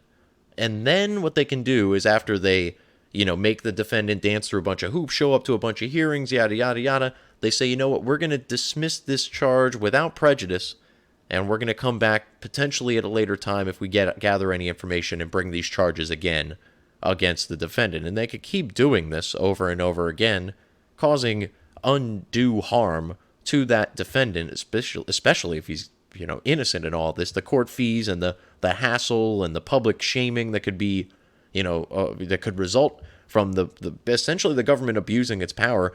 Prosecutorial harassment, I think, is the term that they use there. Yes, and that is really what that is that the government has the ability to use its infinite resources, essentially, to just harass you into ultimately giving up a guilty plea, or harass you into just keeping you so tied up in paperwork that even if they don't have a case against you, they can grossly inconvenience your life in a way that is unjustified, even if you're guilty in some cases. But that whole decision is actually from Rinaldi versus United States. That is 434 U.S. 22 not 29, whatever these numbers mean at the end here. It's all in the show notes for you. But yes, Rinaldi versus United States established that Rule 48A is not in place to protect the prosecutor or to protect the court. It is specifically in place to protect the defendant, and yet That's what Judge Sullivan is using to justify the amicus briefings, for which he wants to hear arguments regarding why not only should the judge not comply with the DOJ's request, but furthermore to potentially charge Michael Flynn with perjury, because Judge Sullivan is clearly showing his hand. Mind you, Judge Sullivan earlier in this case called Michael Flynn a traitor to this country and then had to apologize. I'm sorry, your apology is not accepted. Your recusal, however, should have been, and that's the way that should have gone. Can you imagine that? Think of any other trial. Again, I gotta take a step back, try to put this in layman's terms. Not that I'm a lawyer by any means, but just try to think about it in terms of a normal case. If you're you're on murder charges or whatever the case may be, and the judge gets up there and starts calling you a murderer in the middle of the trial, well, that seems like the judge is a little biased and probably has no place presiding over this case. Now, the judge obviously doesn't make the ultimate decision, right? That's for a jury.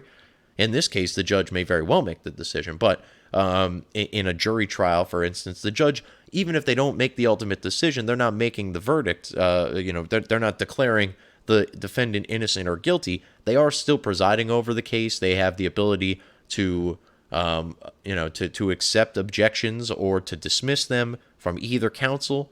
It could be said that the judge has a lot of power as the referee, essentially, in the whole process. If the referee's in the bag for one of the teams, we all know, just to use a sports analogy, how that sort of thing can sway the outcome of the game. And unfortunately, the game being played here is the game of how to fuck Michael Flynn out of his life and his reputation. And Judge Sullivan seems to just be going along with the prosecutors, who are clearly doing everything they can to stretch this out and to prosecutorially harass him. But nevertheless, the judge is using that Rule 48, which is there to defend the defendant, against the defendant. It's bizarre. It's bonkers. And like I said, I think what's happening here is Judge Sullivan is just trying to make a circus of this as best as he possibly can, and hopes that he can make enough of a stink here to make it look like he did something, even though he doesn't really have much power to do anything, and the DOJ will ultimately drop these charges, whether he likes it or not, but that's not going to stop him from making an ass of himself and of the law in the process. So let's go ahead and dive into the document that the DOJ provided to the court requesting that let me just read it from here. The government's motion to dismiss the criminal information against the defendant, Michael T. Flynn. So if we look at the actual document here, the United States of America hereby moves to dismiss with prejudice, which basically means that they're not going to be revisiting this at any point. They're dismissing it outright. The charges are dropped, and Michael Flynn can go back to living his life, hopefully. This is like a 20-page document. I just highlighted specific sections that emphasize the points that I've been making this whole podcast, or the whole two-parter here. Let me move to the bottom of page 1 here, where the government writes, Mr. Flynn entered a guilty plea, which he has since sought to withdraw, to a single count of making false statements in a January 24, 2017 interview with investigators of the Federal Bureau of Investigations. Here's where it gets good. This crime, however, requires a statement to be not simply false, but materially false with respect to a matter under investigation. 18 U.S. Criminal Code 1001A, subsection 2. Materiality is an essential element of this offense. So as I've been telling you for 2 episodes, going on 3.5 hours now, is that yes, he may have, which I still don't even believe, because again, I don't think he was spoken to about sanctions or asked about sanctions, nor could he have lied about them because he was never asked about them. But even if you wanted to make the claim that he was, the lie itself is immaterial to any matter under investigation. Why? Several reasons. First and foremost, the investigation unto itself is illegitimate, so that's a pretty good foundation upon which to throw all this out. Second of all, even if you thought it was legitimate, they had the transcript of the call, supposedly. They've reviewed it, determined that there was nothing wrong with the call. There could be no element of that call under investigation because they've already determined that none of it was illicit, and they had the transcript of it. And if they had any evidence that any of it was illegitimate, they would have never had to interview Flynn in the first place. They could have simply locked him up for whatever it was that they thought he was guilty of, because they had the call and they had the transcript, supposedly. They've reviewed all of it, and they determined, not me, not you, not, Glenn Beck or Mark Levin. The FBI determined that there was nothing illicit about the calls. Moving on to another section here, because I'm just kind of hopping around because there's a lot of information here, but a lot of it unfurls some of the stuff that came out as a result of the DOJ taking a second look at this. From the document, page 2.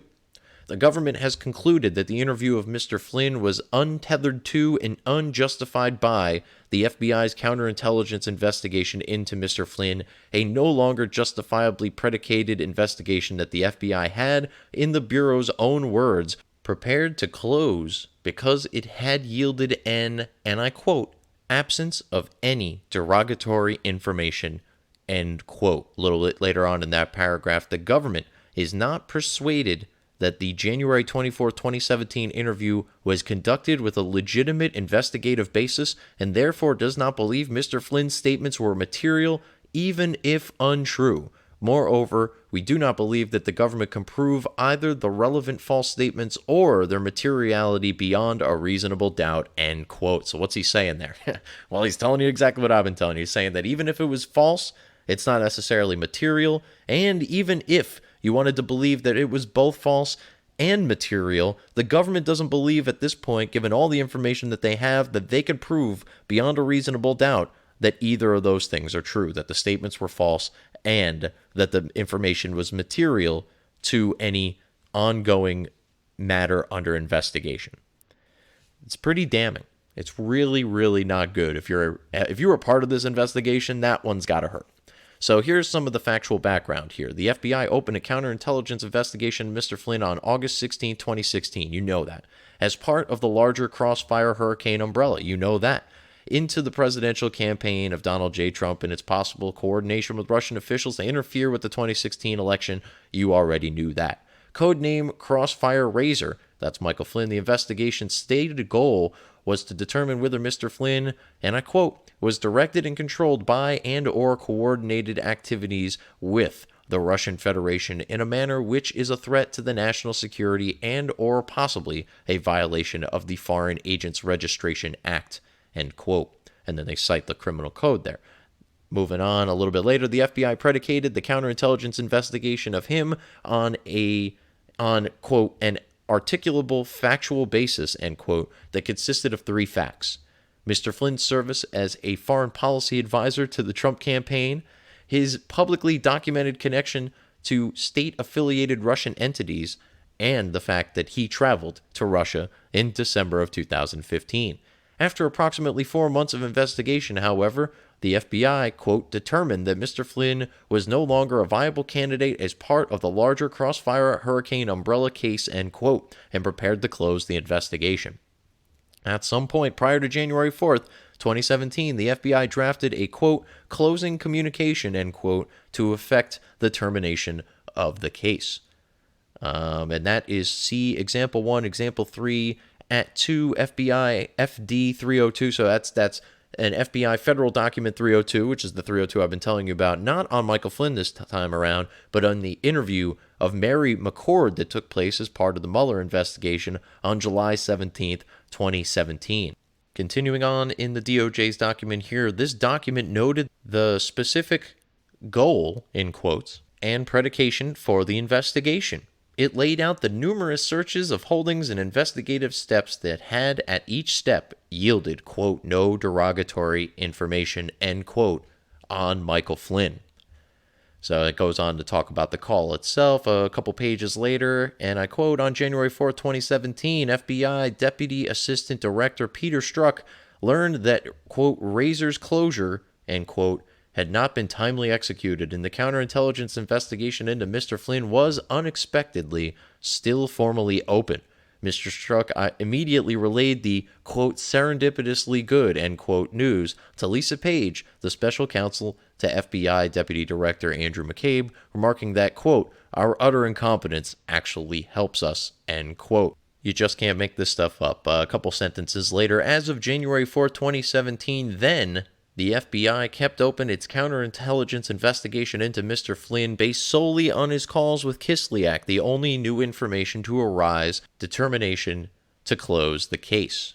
So, they had no new information other than the call with Kislyak, which really wasn't new because they had already had it prior when it occurred because he wasn't unmasked. So somebody had it, probably was the FBI. Otherwise, it was just straight up Obama, which makes things very, very awkward, I would say, at the next former White House meeting or whatever. The next phone call he has with Michael Isikoff and all of his buddies, which just will conveniently leak to the press, I'm sure. Conveniently. Emphasis on the conveniently. And leak. Let's emphasize the leak as well. Anyway, moving on. FBI Director Comey took the position that the FBI would not notify the incoming Trump administration of the Flynn-Kislyak communication.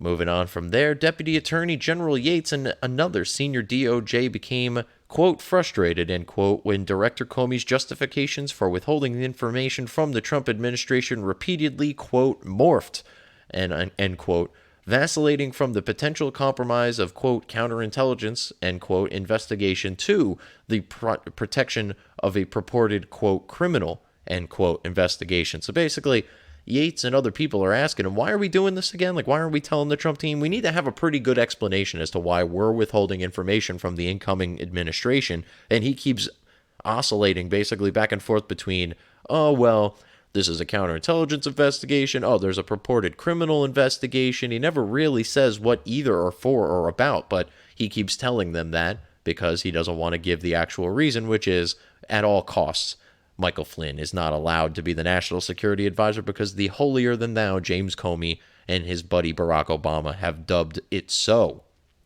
Moving on, page 7 of the document here from the DOJ. Matters came to a head on January 24, 2017. That morning, Sally Yates contacted Director Comey to demand that the FBI notify the White House of the communications. Director Comey did not initially return her call. When Director Comey called her later that day, he advised her that FBI agents were already on their way to the White House to interview Michael Flynn. So I'm sorry, I actually said it was the deputy director before. It was the director. Sally Yates was like, yo, you guys need to disclose this information to the incoming team. They need to know if they have a Russian working as the national security advisor. And Comey's like, it's kind of too late. We already sent somebody over to go interview him, and that means that our plot has already begun, and that means that we are going to be doing everything in our power to get this guy removed from office rather than simply tell Trump and his team that, hey, you guys might have a Russian working within your team here. You might want to know about this. But, instead they took much shadier actions because they didn't trust Trump either. And only because they didn't trust Trump. If this was any other administration, that person would be immediately told. You know how I know? Because Dianne Feinstein was told when the FBI discovered that there was a Chinese spy working for her as a driver. As soon as they found out, they briefed her. So why wouldn't they do the same with Trump? As a matter of fact, when the Russians hacked the email, supposedly, they gave briefings to Hillary Clinton. So why wouldn't they give similar briefings to the Trump team? Oh, they did. But when they gave those defensive briefings to the Trump team, it turned out that they were actually spying on the Trump team instead of notifying them that there may be some trouble afoot within the walls of their campaign, trouble that they actually hoped was there, the FBI that is, so that they can turn around and use it against the incoming president of the United States, Donald John Trump. Getting back to the DOJ's article here, Acting Attorney General Sally Yates was, quote, flabbergasted and, quote, dumbfounded. And another DOJ official hit the roof upon hearing of this development, giving that an interview of Flynn should have been coordinated with the DOJ, something I had already told you. On January 21st, 2017, Peter Strzok proposed to Bill Priestap, the FBI's counterintelligence chief, that Mr. Flynn should be given a, quote, defensive briefing about an investigation under the Crossfire Hurricane umbrella, or alternatively, a, quote, interview under light defensive briefing pretext. So here's another example of them trying to use a defensive briefing, letting Flynn know he might be under investigation or that there's stuff going on that he needs to be aware of in the event that he's innocent, which the last that I checked, our Justice Department and our justice system as a whole is supposed to presume until they know otherwise, or at least have found him guilty of otherwise.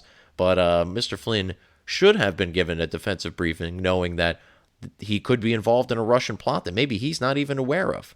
But instead of giving a defensive briefing, Peter Strzok suggests, why don't we give him an interview under light of defensive briefing pretext, which is essentially what they ended up doing, even though they didn't even call it a defensive briefing because they didn't want to make him aware that he was involved in any investigatory measures whatsoever because they're shady as hell. On January 22nd, 2017, an FBI attorney emailed Mr. Strzok and Ms. Page that, quote, if we usually tell the White House then I think we should do what we normally do, end quote. Though the FBI official also noted that they could be, quote, told not to debrief or interview Razor, which is Flynn again, end quote. So basically they were saying, look, if we normally talk to the White House counsel about before talking to members of the cabinet, we should do that here. Although if you do that, there is a decent chance you'll be told that you're not allowed to interview him or debrief him on this particular matter. So knowing that, they found a back door. They had McCabe call up Flynn and say, hey, we're just going to, Comey said, we're just going to send a couple guys over. So we're just going to send a couple guys over. We're going to ask you about some questions, and no big deal, brah. In advance of the interview, Director Comey determined that they would go interview Mr. Flynn the following day without notifying either DOJ or the White House counsel. In a December 2018 interview with MSNBC and NBC News analyst Nicole Wallace, he stated this course of action was, quote, something I probably wouldn't have done or gotten away with in a more organized administration. So he says, I couldn't have gotten away with it. He's like the opposite of he's the opposite of the guy at the end of Scooby-Doo. He's like, I got away with it because of you meddling kids in your more chaotic administration and all that sort of stuff. But when you say get away with, typically implies you were doing something wrong, doesn't it? Even though he said it all fucking holier than thou, you don't get away with doing the right thing, typically. Just saying. Moving on, messages between Mr. Strzok and Ms. Page on January 23, 2017 indicated that, quote, Bill Priestap, had conducted, quote, several conversations with Andrew McCabe, end quote, because he wanted to know why we had to go aggressively doing these things openly, end quote. On the morning of January 24, 2017, follow-up messages between Strzok and Page indicated that, quote, Bill brought it up again, this time in front of Director Comey, and that Deputy Director McCabe was, quote, frustrated and, quote, cut him off, end quote. So it appears that Priestap is at this point asking some questions like, why are we doing this exactly? Like I said, in the handwritten notes, which I think we'll get to in a minute here, he's talking about what is our intent here exactly? Because it seems like we're not doing any of this by the book, despite the fact that that's what Susan Rice told herself in her email, and that's what Barack Obama told everybody in that sketchy-ass meeting on January 5th. We're doing everything by the book, okay? How dare you tarnish my legacy? I'm Barack Obama. Bitch. Anyway, so I assume he ends every sentence with bitch when he's talking to Comey. Then the document goes on, as I've already told you. McCabe called Mr. Flynn to arrange the meeting. He explained that recent media statements about his contacts with Kislyak merited a, quote, sit-down, end quote, and expressed the FBI's desire to accomplish the interview, quote, quickly, quietly, and discreetly as possible, end quote. Deputy Director McCabe further advised that if Flynn wished to have anyone else at the meeting, including the White House counsel, the FBI would have to elevate the issue to DOJ. Mr. Flynn himself, a former director of the Defense Intelligence Agency, stated that he readily expected that the FBI already knew the contents of his conversation with the ambassador, stating, and I quote, you can't make this up either, you listen to everything they say, end quote, referring to the Russians. Mr. Flynn then agreed to meet with the interviewing agents of McCabe's office less than 2 hours later. So put yourself in Flynn's position here for a second. Let's assume you're an evil Russian. Deputy Director of the FBI calls you, I'm going to send a couple guys over. You don't want like a lawyer there or anything like that. Otherwise, we're going to have to escalate this to the DOJ, which you would probably want if you were looking to stall that interview any longer than necessary in order to try to get your story straight, try to figure out what they might know. He might be an evil Russian, hypothetically, but he's still a former director of the Defense Intelligence Agency. He knows all their tricks. He's got some contacts. There's a lot of people who probably don't know about this investigation because McCabe is saying that they want to do it quietly and quickly. So he could probably ask around, find out what exactly they might have on him, and then he can get his story straight. Instead of that, he tells McCabe, yeah, I figured you guys already know what I said anyway because you listen to everything that the Russians say, and why don't we go ahead and get this over with? You can come on over in a couple hours. Certainly not enough time to come up with some grand lie about a conversation that he knows that they have a copy of that he certainly doesn't remember every word of. Just seems a little interesting to me, man. That just seems very weird that he would know exactly what he knows they were listening, so why would he try to lie about stuff that he doesn't need to lie about? Probably because he didn't. Just throwing it out there. When interviewing Mr. Flynn, Mr. Strzok and other agent and the other agent, quote, didn't show him the transcripts, end quote, of his calls, nor did the agent give at any point warnings that making false statements would be a crime. According to the FBI agent's recollection, when asked if Mr. Flynn recalled any conversation in which he encouraged Kislyak, quote, not to escalate the situation in its response to American sanctions, Mr. Flynn responded uncertainly, stating, not really, I don't remember. It wasn't, don't do anything, as he said in quotes. Mr. Flynn also stated that, although it was possible, he did not recall any conversation in which the ambassador stated that Russia would moderate its response due to Mr. Flynn's request. So it wasn't even a definitive no that he made. He just said he didn't really remember. I don't recall. I don't know. It doesn't, I wasn't don't do anything. It was just obviously Kislyak was calling about the punishments that were just levied by Obama. So obviously that was the subject of the conversation. But as far as the specifics in terms of sanctions, which is only one of many punishments that were doled out there, he doesn't know. He wasn't sure. And he says as much. So this is the lie that he was going to be prosecuted for and potentially thrown in jail for up to 5 years. It's insane.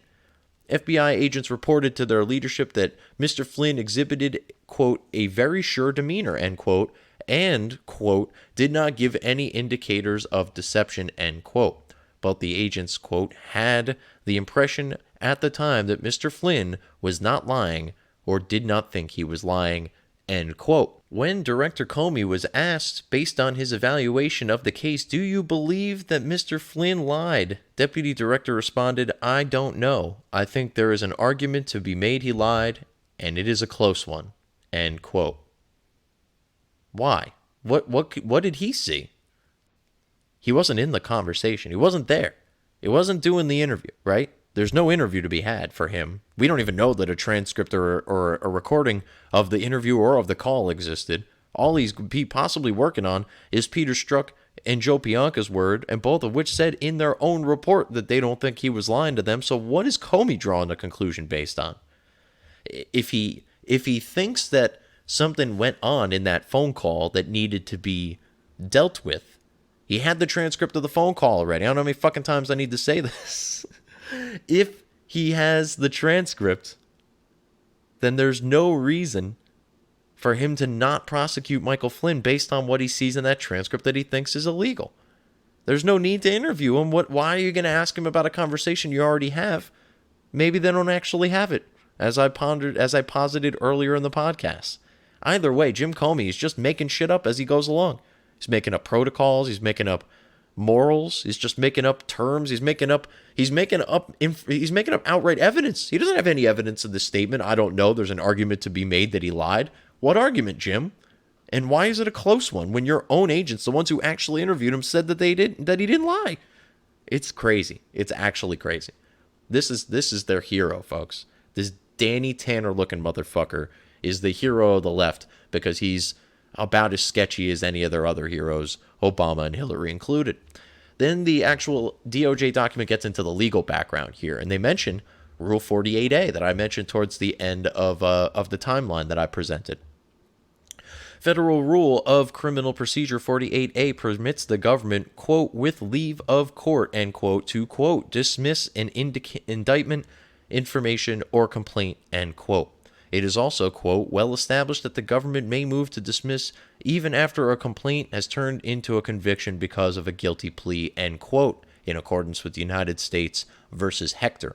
Also, as I quoted before, see also Rinaldi versus the United States. So in both cases there, it was determined that the government can, in fact, dismiss charges against somebody even if they've put in a guilty plea, like I said. This is most certainly not the first time this has ever happened. Judge John Gleeson is going to come in and argue on behalf of I guess, the court or of the prosecutor to make the case that the judge doesn't need to drop the case. But it's quite clear, in accordance with the same rule that he's using to get the amicus briefings, Rule 48A, of the Federal Rule of Criminal Procedure 48A, to be specific, that this is a power bestowed upon the government for the protection of the defendant, and no other interpretation is really relevant or proven in any way, shape, or form. So Rule 48A is actually helping Michael Flynn, despite the fact that Judge Sullivan's trying to use it against him.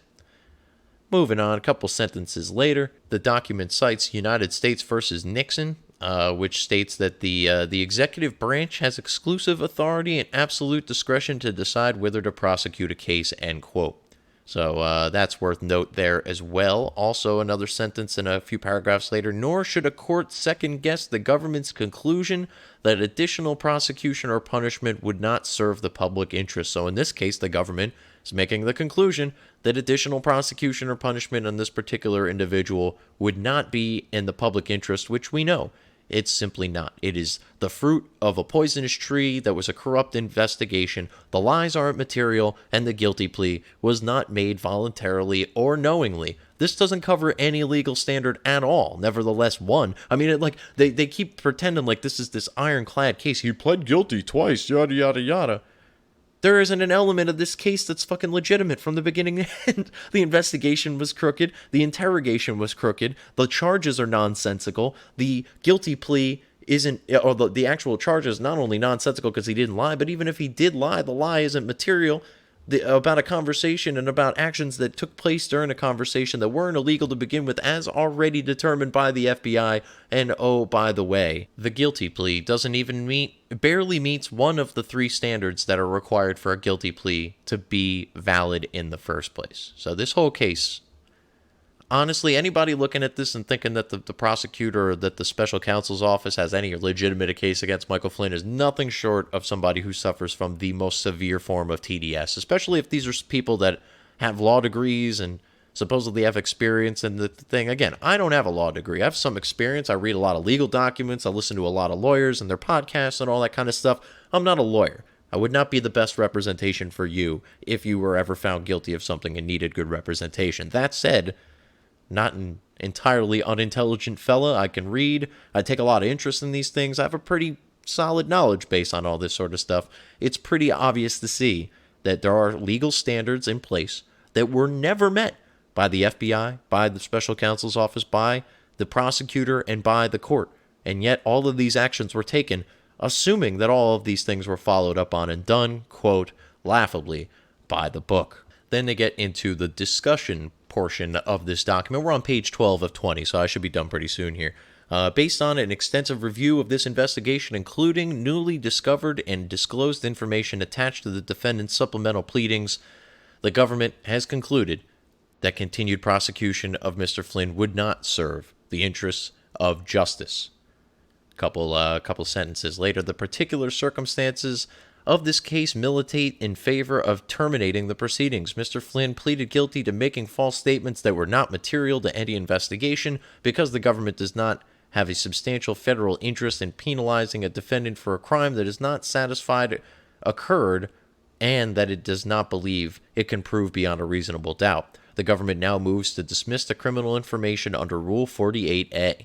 Proof of a false statement to federal investigators under Section 1001A2 requires more than a lie. It requires demonstrating that such a statement was, quote, material, end quote, to the underlying investigation. Section 1001 prohibits, quote, knowingly and willfully making any material, false, fictitious, or fraudulent statement or representation, end quote, in a, quote, manner within the jurisdiction of the executive branch of the government of the United States, end quote. So the DOJ lays it out all nice and neatly there for you, all the legal mumbo-jumbo and all the citations that you could possibly want. Basically, like he said, it requires more than a lie. The lie itself needs to be important to an underlying investigation. The investigation itself wasn't important because it was corrupt as hell. The lie itself wasn't material because they already had the transcript, and it may not have actually been a lie in accordance with not only the two people that interviewed him, possibly the original 302, but even the edited 302 that never at any point mentioned sanctions, which is supposedly one of the things that Flynn lied about. I know I'm being repetitive, but I need to drive this home because all of this is like, it's a big fucking spider web, and every point you're on the spider web, it attaches to 4 or 5 other points that I need to just kind of try to drive it home. I hope many of you have absorbed it at this point, but it really does drive me crazy, and I need to just blurt it all out. Otherwise, it's going to drive me crazy, and you don't want that. Moving on to page 13, the materiality threshold thus ensures that misstatements to investigators are criminalized only when linked to the particular subject of their investigation, and it prevents law enforcement from fishing for false statements merely to manufacture jurisdiction over any statement, true or false, uttered by a private citizen or public official.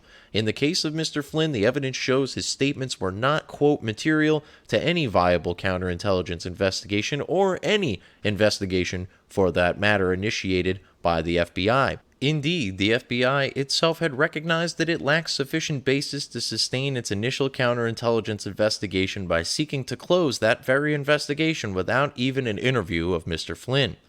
Having repeatedly found, quote, no derogatory information, end quote, on Mr. Flynn, the FBI's draft, quote, closing communication, end quote, made clear that the FBI had found no basis to, quote, predicate further investigative efforts, end quote, into whether Mr. Flynn was being directed and controlled by a foreign power, Russia, in a manner that threatened the United States national security or violated FARA or its related statutes.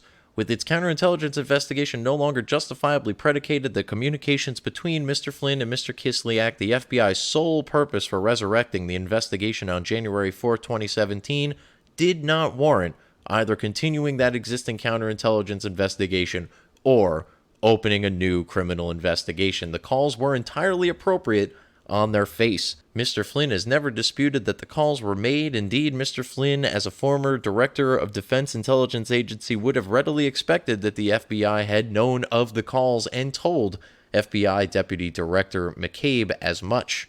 A couple sentences later, such calls are not uncommon when the incumbent public officials preparing for their oncoming duties seek to begin and build relationships with soon-to-be counterparts.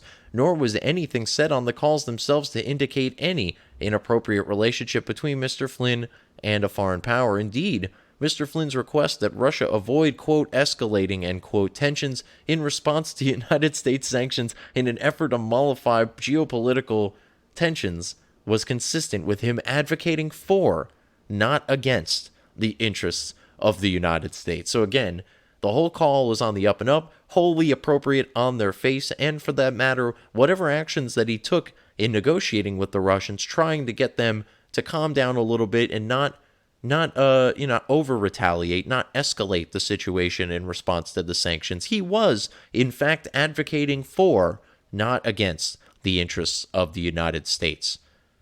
I mean, you can't really argue with that. What would have been in what way would telling the Russians to, like, all right, well, if that's the case, fire back even harder at us, like, that wouldn't have helped anybody, nor would growing tensions between the United States and Russia, particularly on the precipice of a transition of power here in the United States. He was, in fact, in his actions there, talking to Kislyak, telling him, look, we're going to be in power in a month, retaliate, in kind, but don't escalate things. We'll talk in a month. That is advocating in the best interest of the United States and really Russia too. He's advocating in the best interest of the world in that case. Moving on, they provided no factual basis for positing that Mr. Flynn had violated FARA, nor did the calls remotely transform Mr. Flynn into a, quote, viable candidate as part of the larger Crossfire Hurricane investigation, end quote, into Russian interference in the 2016 presidential election. In any event, there was no question at the FBI as to the content of the calls. The FBI had in its possession word-for-word transcripts of the actual communications between Mr. Flynn and Mr. Kislyak, and they did provide examples here. So perhaps it is possible that the DOJ has actually seen them. Otherwise, the examples that they cite, which I don't have access to in this PDF here, could just be referencing FBI agents talking about a word-for-word transcript. So there may be a little bit more cloudiness on the issue of the transcripts there, but nevertheless, everything I told you about that transcript not existing is wholly irrelevant. Whether it exists, it doesn't exist, it's gotten lost, one way or another, somebody saw something that they were questioning Michael Flynn on, and that material needs to be turned over to the defense counsel. Otherwise, it's a violation of just really basic discovery, but even worse, it's a Brady disclosure, because it's very likely that the language in that transcript would in some way, shape, or form be exculpatory evidence for Mr. Flynn that his counsel and he are being denied. So whether the transcripts are here, there, nowhere, existed, never existed, or tattooed on Jim Comey's ass, it doesn't matter. But I'm just trying to give you the information and the theories as they come in and trying to find some appropriate spots for them as I'm running through this massive timeline. Moving on, notably at this time, FBI did not open a criminal investigation on Mr. Flynn's calls with Mr. Kislyak predicated on the Logan Act. The FBI never attempted to open a new investigation of Mr. Flynn on these grounds. Mr. Flynn's communications with the Russian ambassador implicated no crime. Later on at the bottom of the page, it starts off, Mr. Strzok and Miss Page apparently celebrated the serendipitous and amazing fact of FBI's delay in formally closing out the original counterintelligence investigation, having the ability to bootstrap the calls with Kislyak onto the existing authorization obviated the need for the seventh floor, in quotes, of the FBI to predicate further investigative efforts. In doing so, the FBI sidestepped a modest but critical protection that constrains the investigative reach of law enforcement, the predication threshold for investigating American citizens.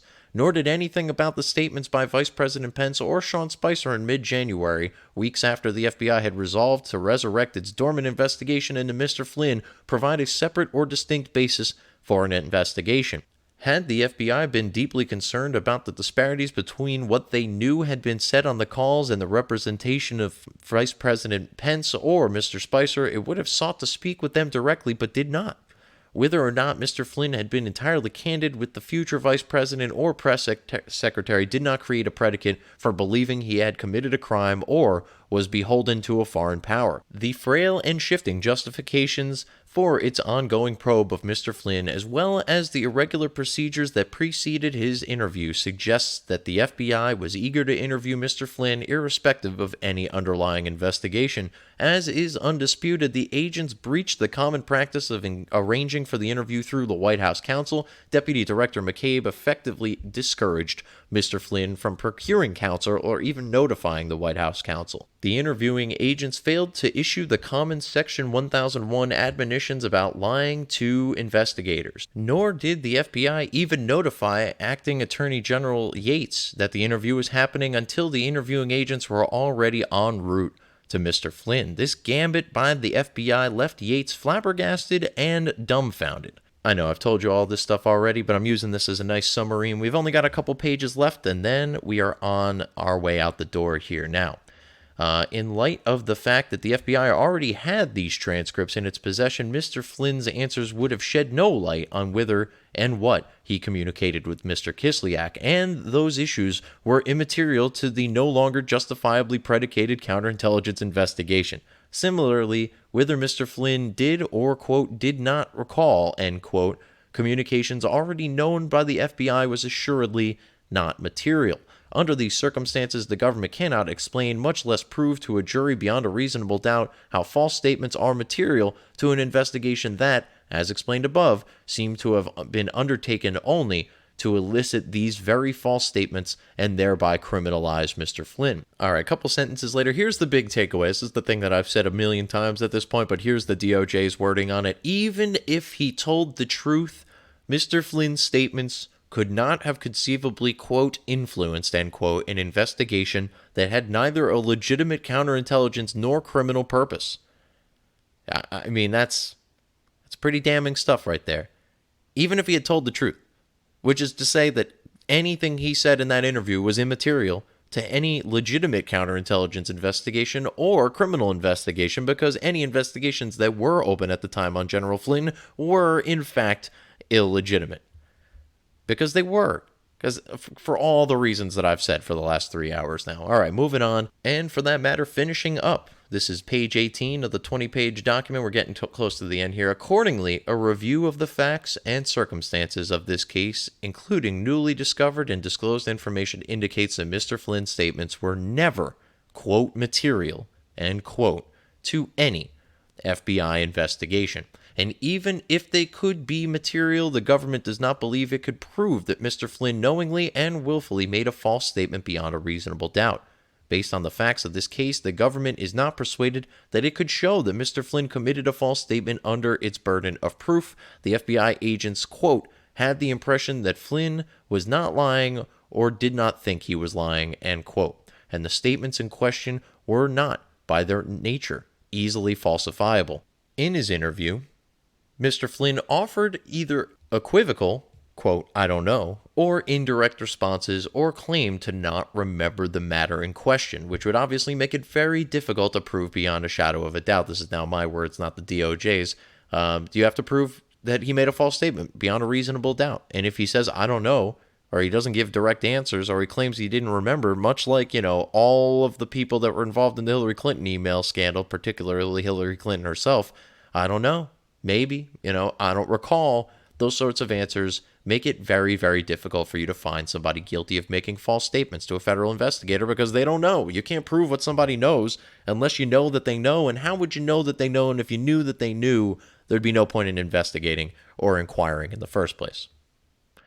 Anyway, moving on. Combining the vague substance of the answers, the FBI's own preliminary estimation of Mr. Flynn's truthfulness, the inconsistent FBI records as to the actual questions and statements made, and Director Comey's own sentiment that the case was a, quote, close one, the evidentiary problems that have emerged create reasonable doubt as to whether Mr. Flynn knowingly and willingly lied to investigators during the interview. Mr. Flynn previously pleaded guilty to making false statements.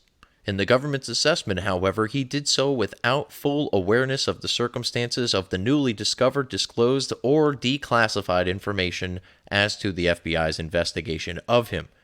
Later on, and I quote, the advocacy function of a prosecutor includes seeking exoneration and confessing error to correct an erroneous conviction, end quote. That is from Warney versus Monroe County. So in the final analysis, irrespective of Mr. Flynn's plea, prosecutors have a duty to do justice, and that is from a couple of other cases that they cite here. Federal prosecutors possess immense power to strike at citizens, not with mere individual strength, but with all the force of government itself, which is true. That's that prosecutorial harassment I was talking about under Rule 48A, which the DOJ is using here to drop the case because it has every right to and has no reason to continue along with it, being that it is not in the interest of justice or the American people. The DOJ continues referencing the ability of prosecutors to weigh the full force of government down upon any given citizen. They say, for that reason, the citizen's safety lies in the prosecutor who seeks truth and not victims, who serves the law and not factional purposes, and who approaches the task with humility, end quote. And that's just about it. And the conclusion here is that the government respectfully moves under Rule 48A to dismiss the criminal information against Mr. Flynn. And then it says, respectfully submitted, Timothy Shea, United States Attorney. And there is a spot for, hopefully, the judge to sign these documents and dismiss this case. So that's it. And that's where we find ourselves as of right now. We are waiting for the amicus briefs from John Gleeson, former Judge John Gleeson, who's going to argue on behalf of the prosecutor and I guess on behalf of the judge as to whether or not they need to comply with this DOJ request that I just laid out for you here. What I'm expecting is, as a matter of fact, we're actually getting some pushback from the DOJ itself. So basically, Judge Sullivan needs to respond to this document that I just went through. And in doing so, He is requesting that Judge Gleeson, former Judge Gleeson, step in and make these arguments first. But the DOJ has since written to Judge Sullivan saying, no, you need to respond to these personally. You can have your little amicus briefs, that's fine, but you need to respond to this personally. We need to know exactly why you would even feel compelled in the first place to continue this investigation based on everything that we know right now. And it looks like, rather than this being quite the circus that Sullivan thought it was going to be, he's going to have to answer to this personally. Those amicus briefs or the amicus curiae, John Gleeson may very well get an opportunity to speak, but it may be too little, too late. And like I said, I think Sullivan's going to ultimately sign this without really much of any issue, but he is going to make a scene, kind of kicking and screaming on his way out the door. But rest assured, based on everything that you've heard now over the course of the last 3 hours of the Right Opinion podcast, Michael Flynn has been exonerated. Whether your leftist friends want to admit it or not, he will soon be legally exonerated, and if not, he will eventually be pardoned because Donald Trump's not going to let this go down the way that it's gone down. He's been very hands-off on all of this. Yeah, they ask him questions. Yeah, he pushes back. Yeah, he pled his innocence. Yeah, the argument has been made by the leftists nonsensically so that he obstructed justice in the Mueller report, or in the Mueller investigation. We now know the entirety of that investigation, the entirety of the FBI investigation prior, all of it was just based on a bunch of biased political bureaucratic hacks that have been residing in our intelligence community and occasionally in even the White House, the DOJ, and other parts of our government, as we've seen far reach as the Pentagon and ambassadors and Treasury secretaries, like all sorts of crazy stuff. All sorts of people have all been tied up into this, and all of it with one purpose in mind, and that was not allowing the Trump presidency to occur, and then once that failed, not allow it to flourish. And it did everything it could. It failed miserably. Very few people are in jail. Virtually no one's in jail for anything related to the original substance of the case. Donald Trump is still appointing judges, still building the economy, still making decisions in terms of the pandemic. And I think, obviously, I think he's doing a fine job. And I hope he gets a chance to do it for another 4 years. And hopefully, if information like I've provided now on this part and in the previous part of the Michael Flynn saga can get circulated out there, maybe more people will be awake to the fact that Donald Trump really has drained the swamp. I know a lot of people, but he's got this guy in his cabinet, he's doing this, that, and the other thing. Comey doesn't work there anymore. McCabe doesn't work there anymore. Strzok doesn't work there anymore. Brennan doesn't work there anymore. Clapper doesn't work there anymore. Rice doesn't work there anymore. Sally Yates, who's maybe just on the fringe of the swamp, but still very swampy unto herself, she doesn't work there anymore. All of these corrupt bureaucrats, these appointees, no one ever voted for these people that have all this power. They're all gone. Now, are they being replaced by the best people? The best people? Not always. Christopher Wray's a fucking joke as far as I'm concerned. But, you know, I'm willing to give him some slack because, like I said, there are some things that are going on out there. I think it's silly that the FBI is investigating itself. I think an inspector general should be stepping in and doing that. And frankly, I think that's what Horowitz should have been doing. And I don't think he really picked up the ball and ran with it so much as he just picked it up and put it right back down. The report was nice, but it wasn't enough. He didn't take a deep enough dive into exactly what's going on here. That is actually what John Durham is doing, so maybe all of that stuff will come out then. But Christopher Wray, unless he is hiding Joe Pianca like in his summer house or something like that, and he's going to bring him forward to the world and be like, all right, guys, I got the guy. He's going to tell you the whole story, exactly how it went down, who was involved, who got screwed, why it was happening, bada bing, bada boom.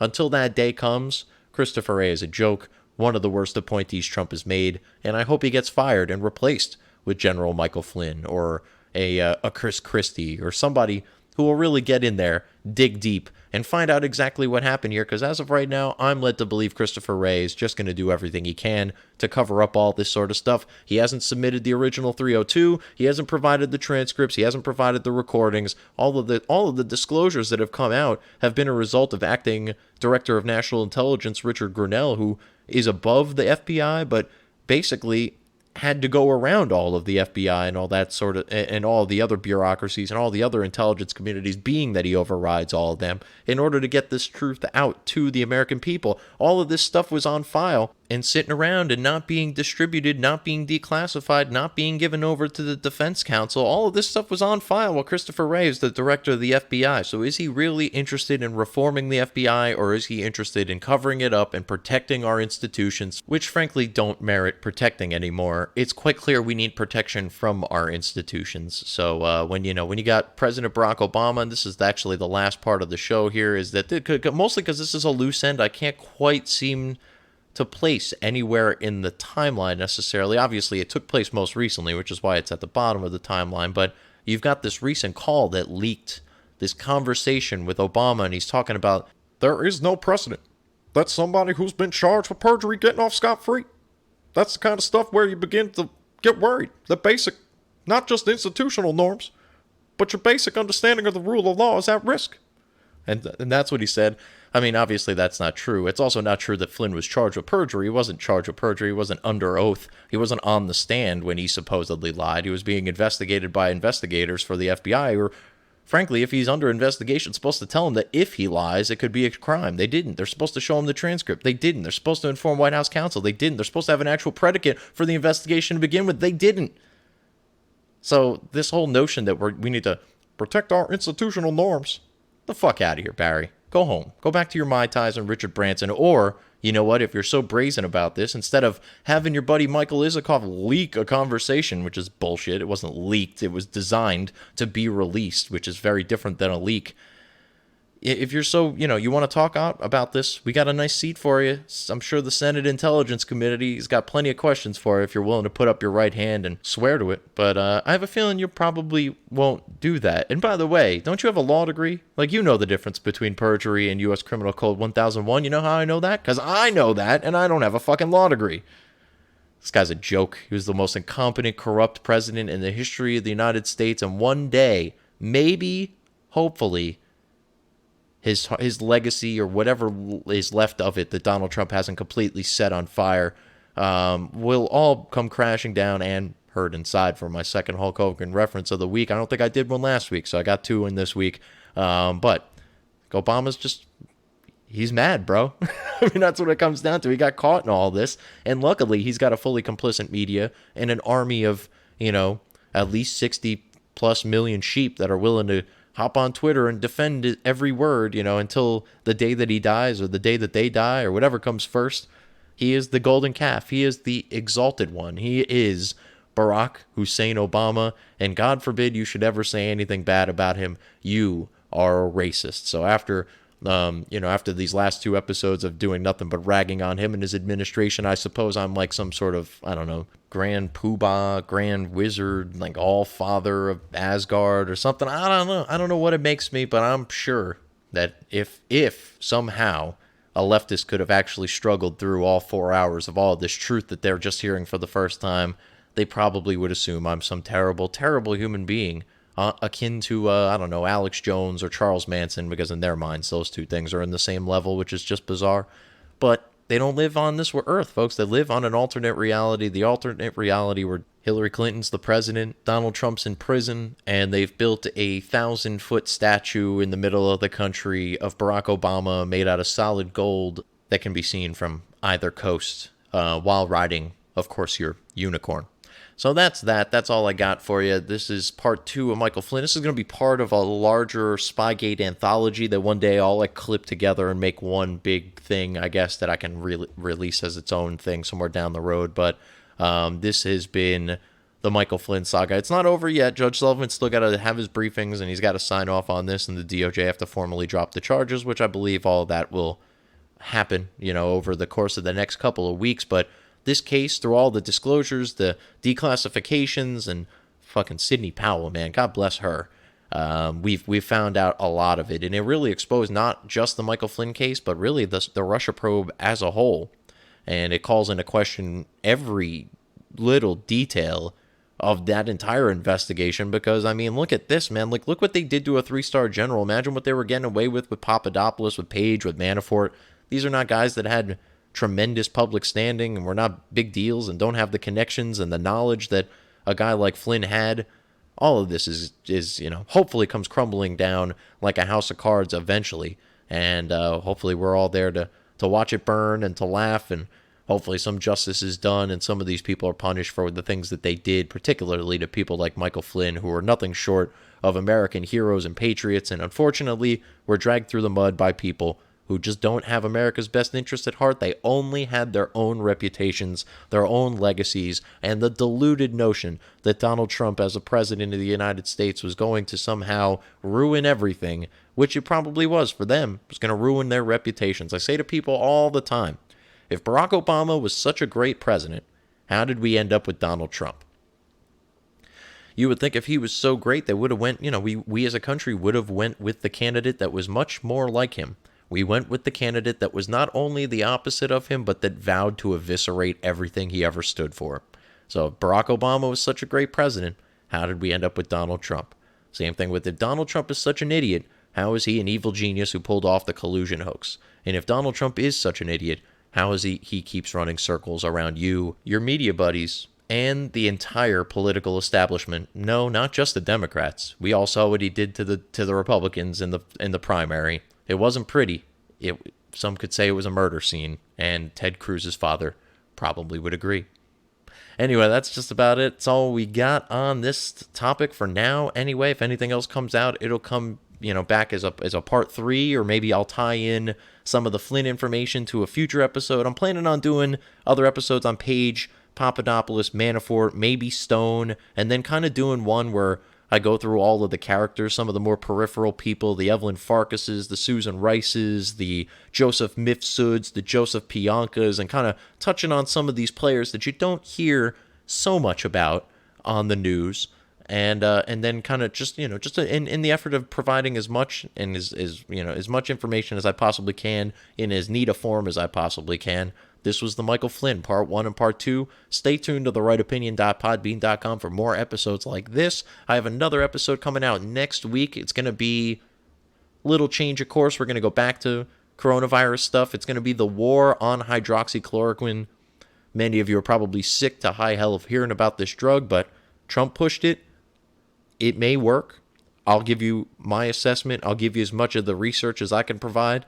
But the media will not allow him to get a win on anything, and this one in particular is something that is really stuck in their craw, and they're on a full-fledged effort to try to make sure that Donald Trump doesn't get a win, especially in terms of a potential therapeutic, because as soon as we have a therapeutic for this drug that might work, or some combination of therapeutics for this drug that might work, we could go back to resuming life as normal. We can assume that fatalities will come down to a minimum, if not altogether eliminate them for the less vulnerable populations that are out there. The more vulnerable populations are what they are. They're vulnerable. Eventually, I think we're going to run out of them, right? I mean, not to make light of it, but at a certain point, everybody who's older and vulnerable that could have gotten this will have gotten it, and those that will have died, and those that will have lived will hopefully now be immune, and hopefully we can all press forward as a society. But we'll talk about more of that next week on The Right Opinion. I hope you guys, it's Memorial Day. Stupid me, I always forget about really all holidays that don't involve me buying gifts or whatever, but this one, it's Memorial Day. And yeah, here in the U.S., it's kind of turned into like 4th of July Junior. Everybody does all the same shit. There's fireworks, there's burgers, there's dogs, there's beer, and that's harder to do, obviously, now. Some of the restrictions are being opened up to allow some of that in some states, but obviously everybody's still a little weary of one another and all that kind of stuff. But look, it's Memorial Day. We lost millions, thousands, millions, whatever. We've lost millions of people who have fought for our freedom in one way, shape, or form, whether they died in battle or they died of old age. They were there, they fought for us, and we love them, and we should appreciate them. And we should appreciate them now more than ever. They fought to protect us from the type of stuff that the FBI did to General Flynn. They fought to protect us from the type of stuff that Governor Whitmer is doing to the people of Michigan in restricting your freedoms in a tyrannical governmental form. Same thing was done to Flynn and Papadopoulos and Page and Manafort and Stone and even Michael Cohen's dumbass. All of these people were targets of an overreaching, tyrannical FBI bureaucracy that decided to take it upon themselves to rewrite the Constitution, or at least to altogether ignore the parts that matter and to press forward in trying everything they conceivably could do to try to bring down Michael Flynn and Donald Trump and all the other people that I named. People have fought and died for our protections that we, Flynn, Trump, everybody in Michigan, that we're entitled to. Not because we earned them, but because of the men and women who died to defend and protect, and for that matter, win those rights, going all the way back to the Revolution. So, I mean, hats off to all of our fallen brothers and soldiers. Hats off to our vets in general. I know Veterans Day is like another thing unto itself, but I mean, it's all one and the same. You guys put yourself at as much risk as they did. They just unfortunately didn't see the other end of it. You guys did, but I know bars aren't open and stuff, but when they are, you see a guy in military uniform or a guy with a hat or whatever it is, buy him a drink. Say thank you. Shake his hand, her hand, whatever it is. We owe these people a lot. We owe them more than we'll ever really give them. Our government isn't always kind to them.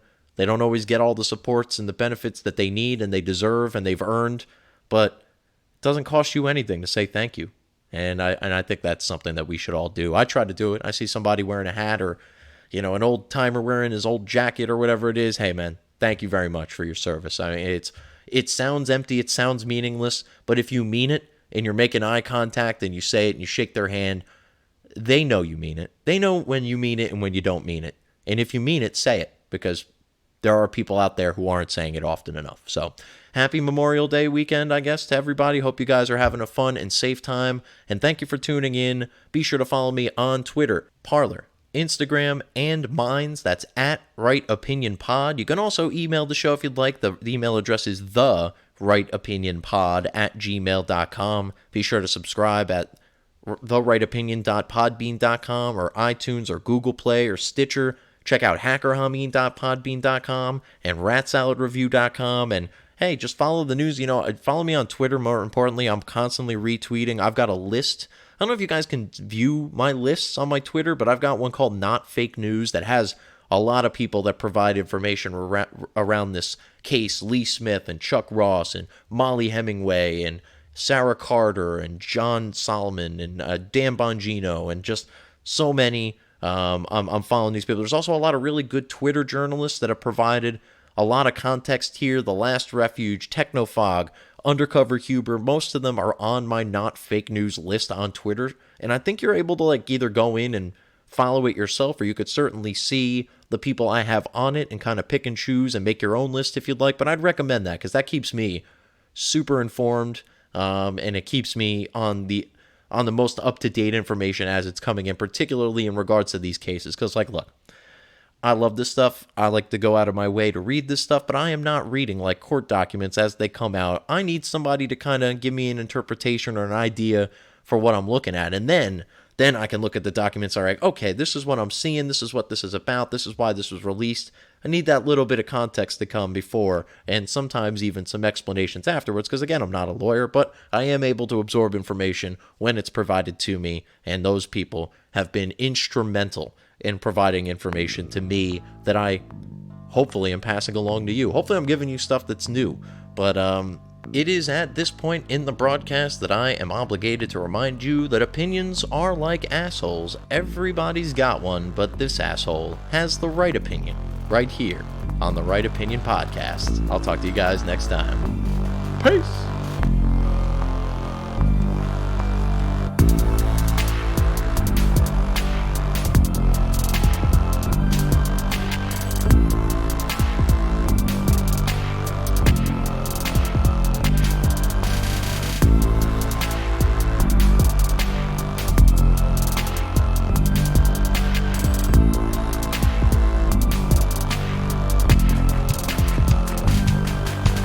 Bed.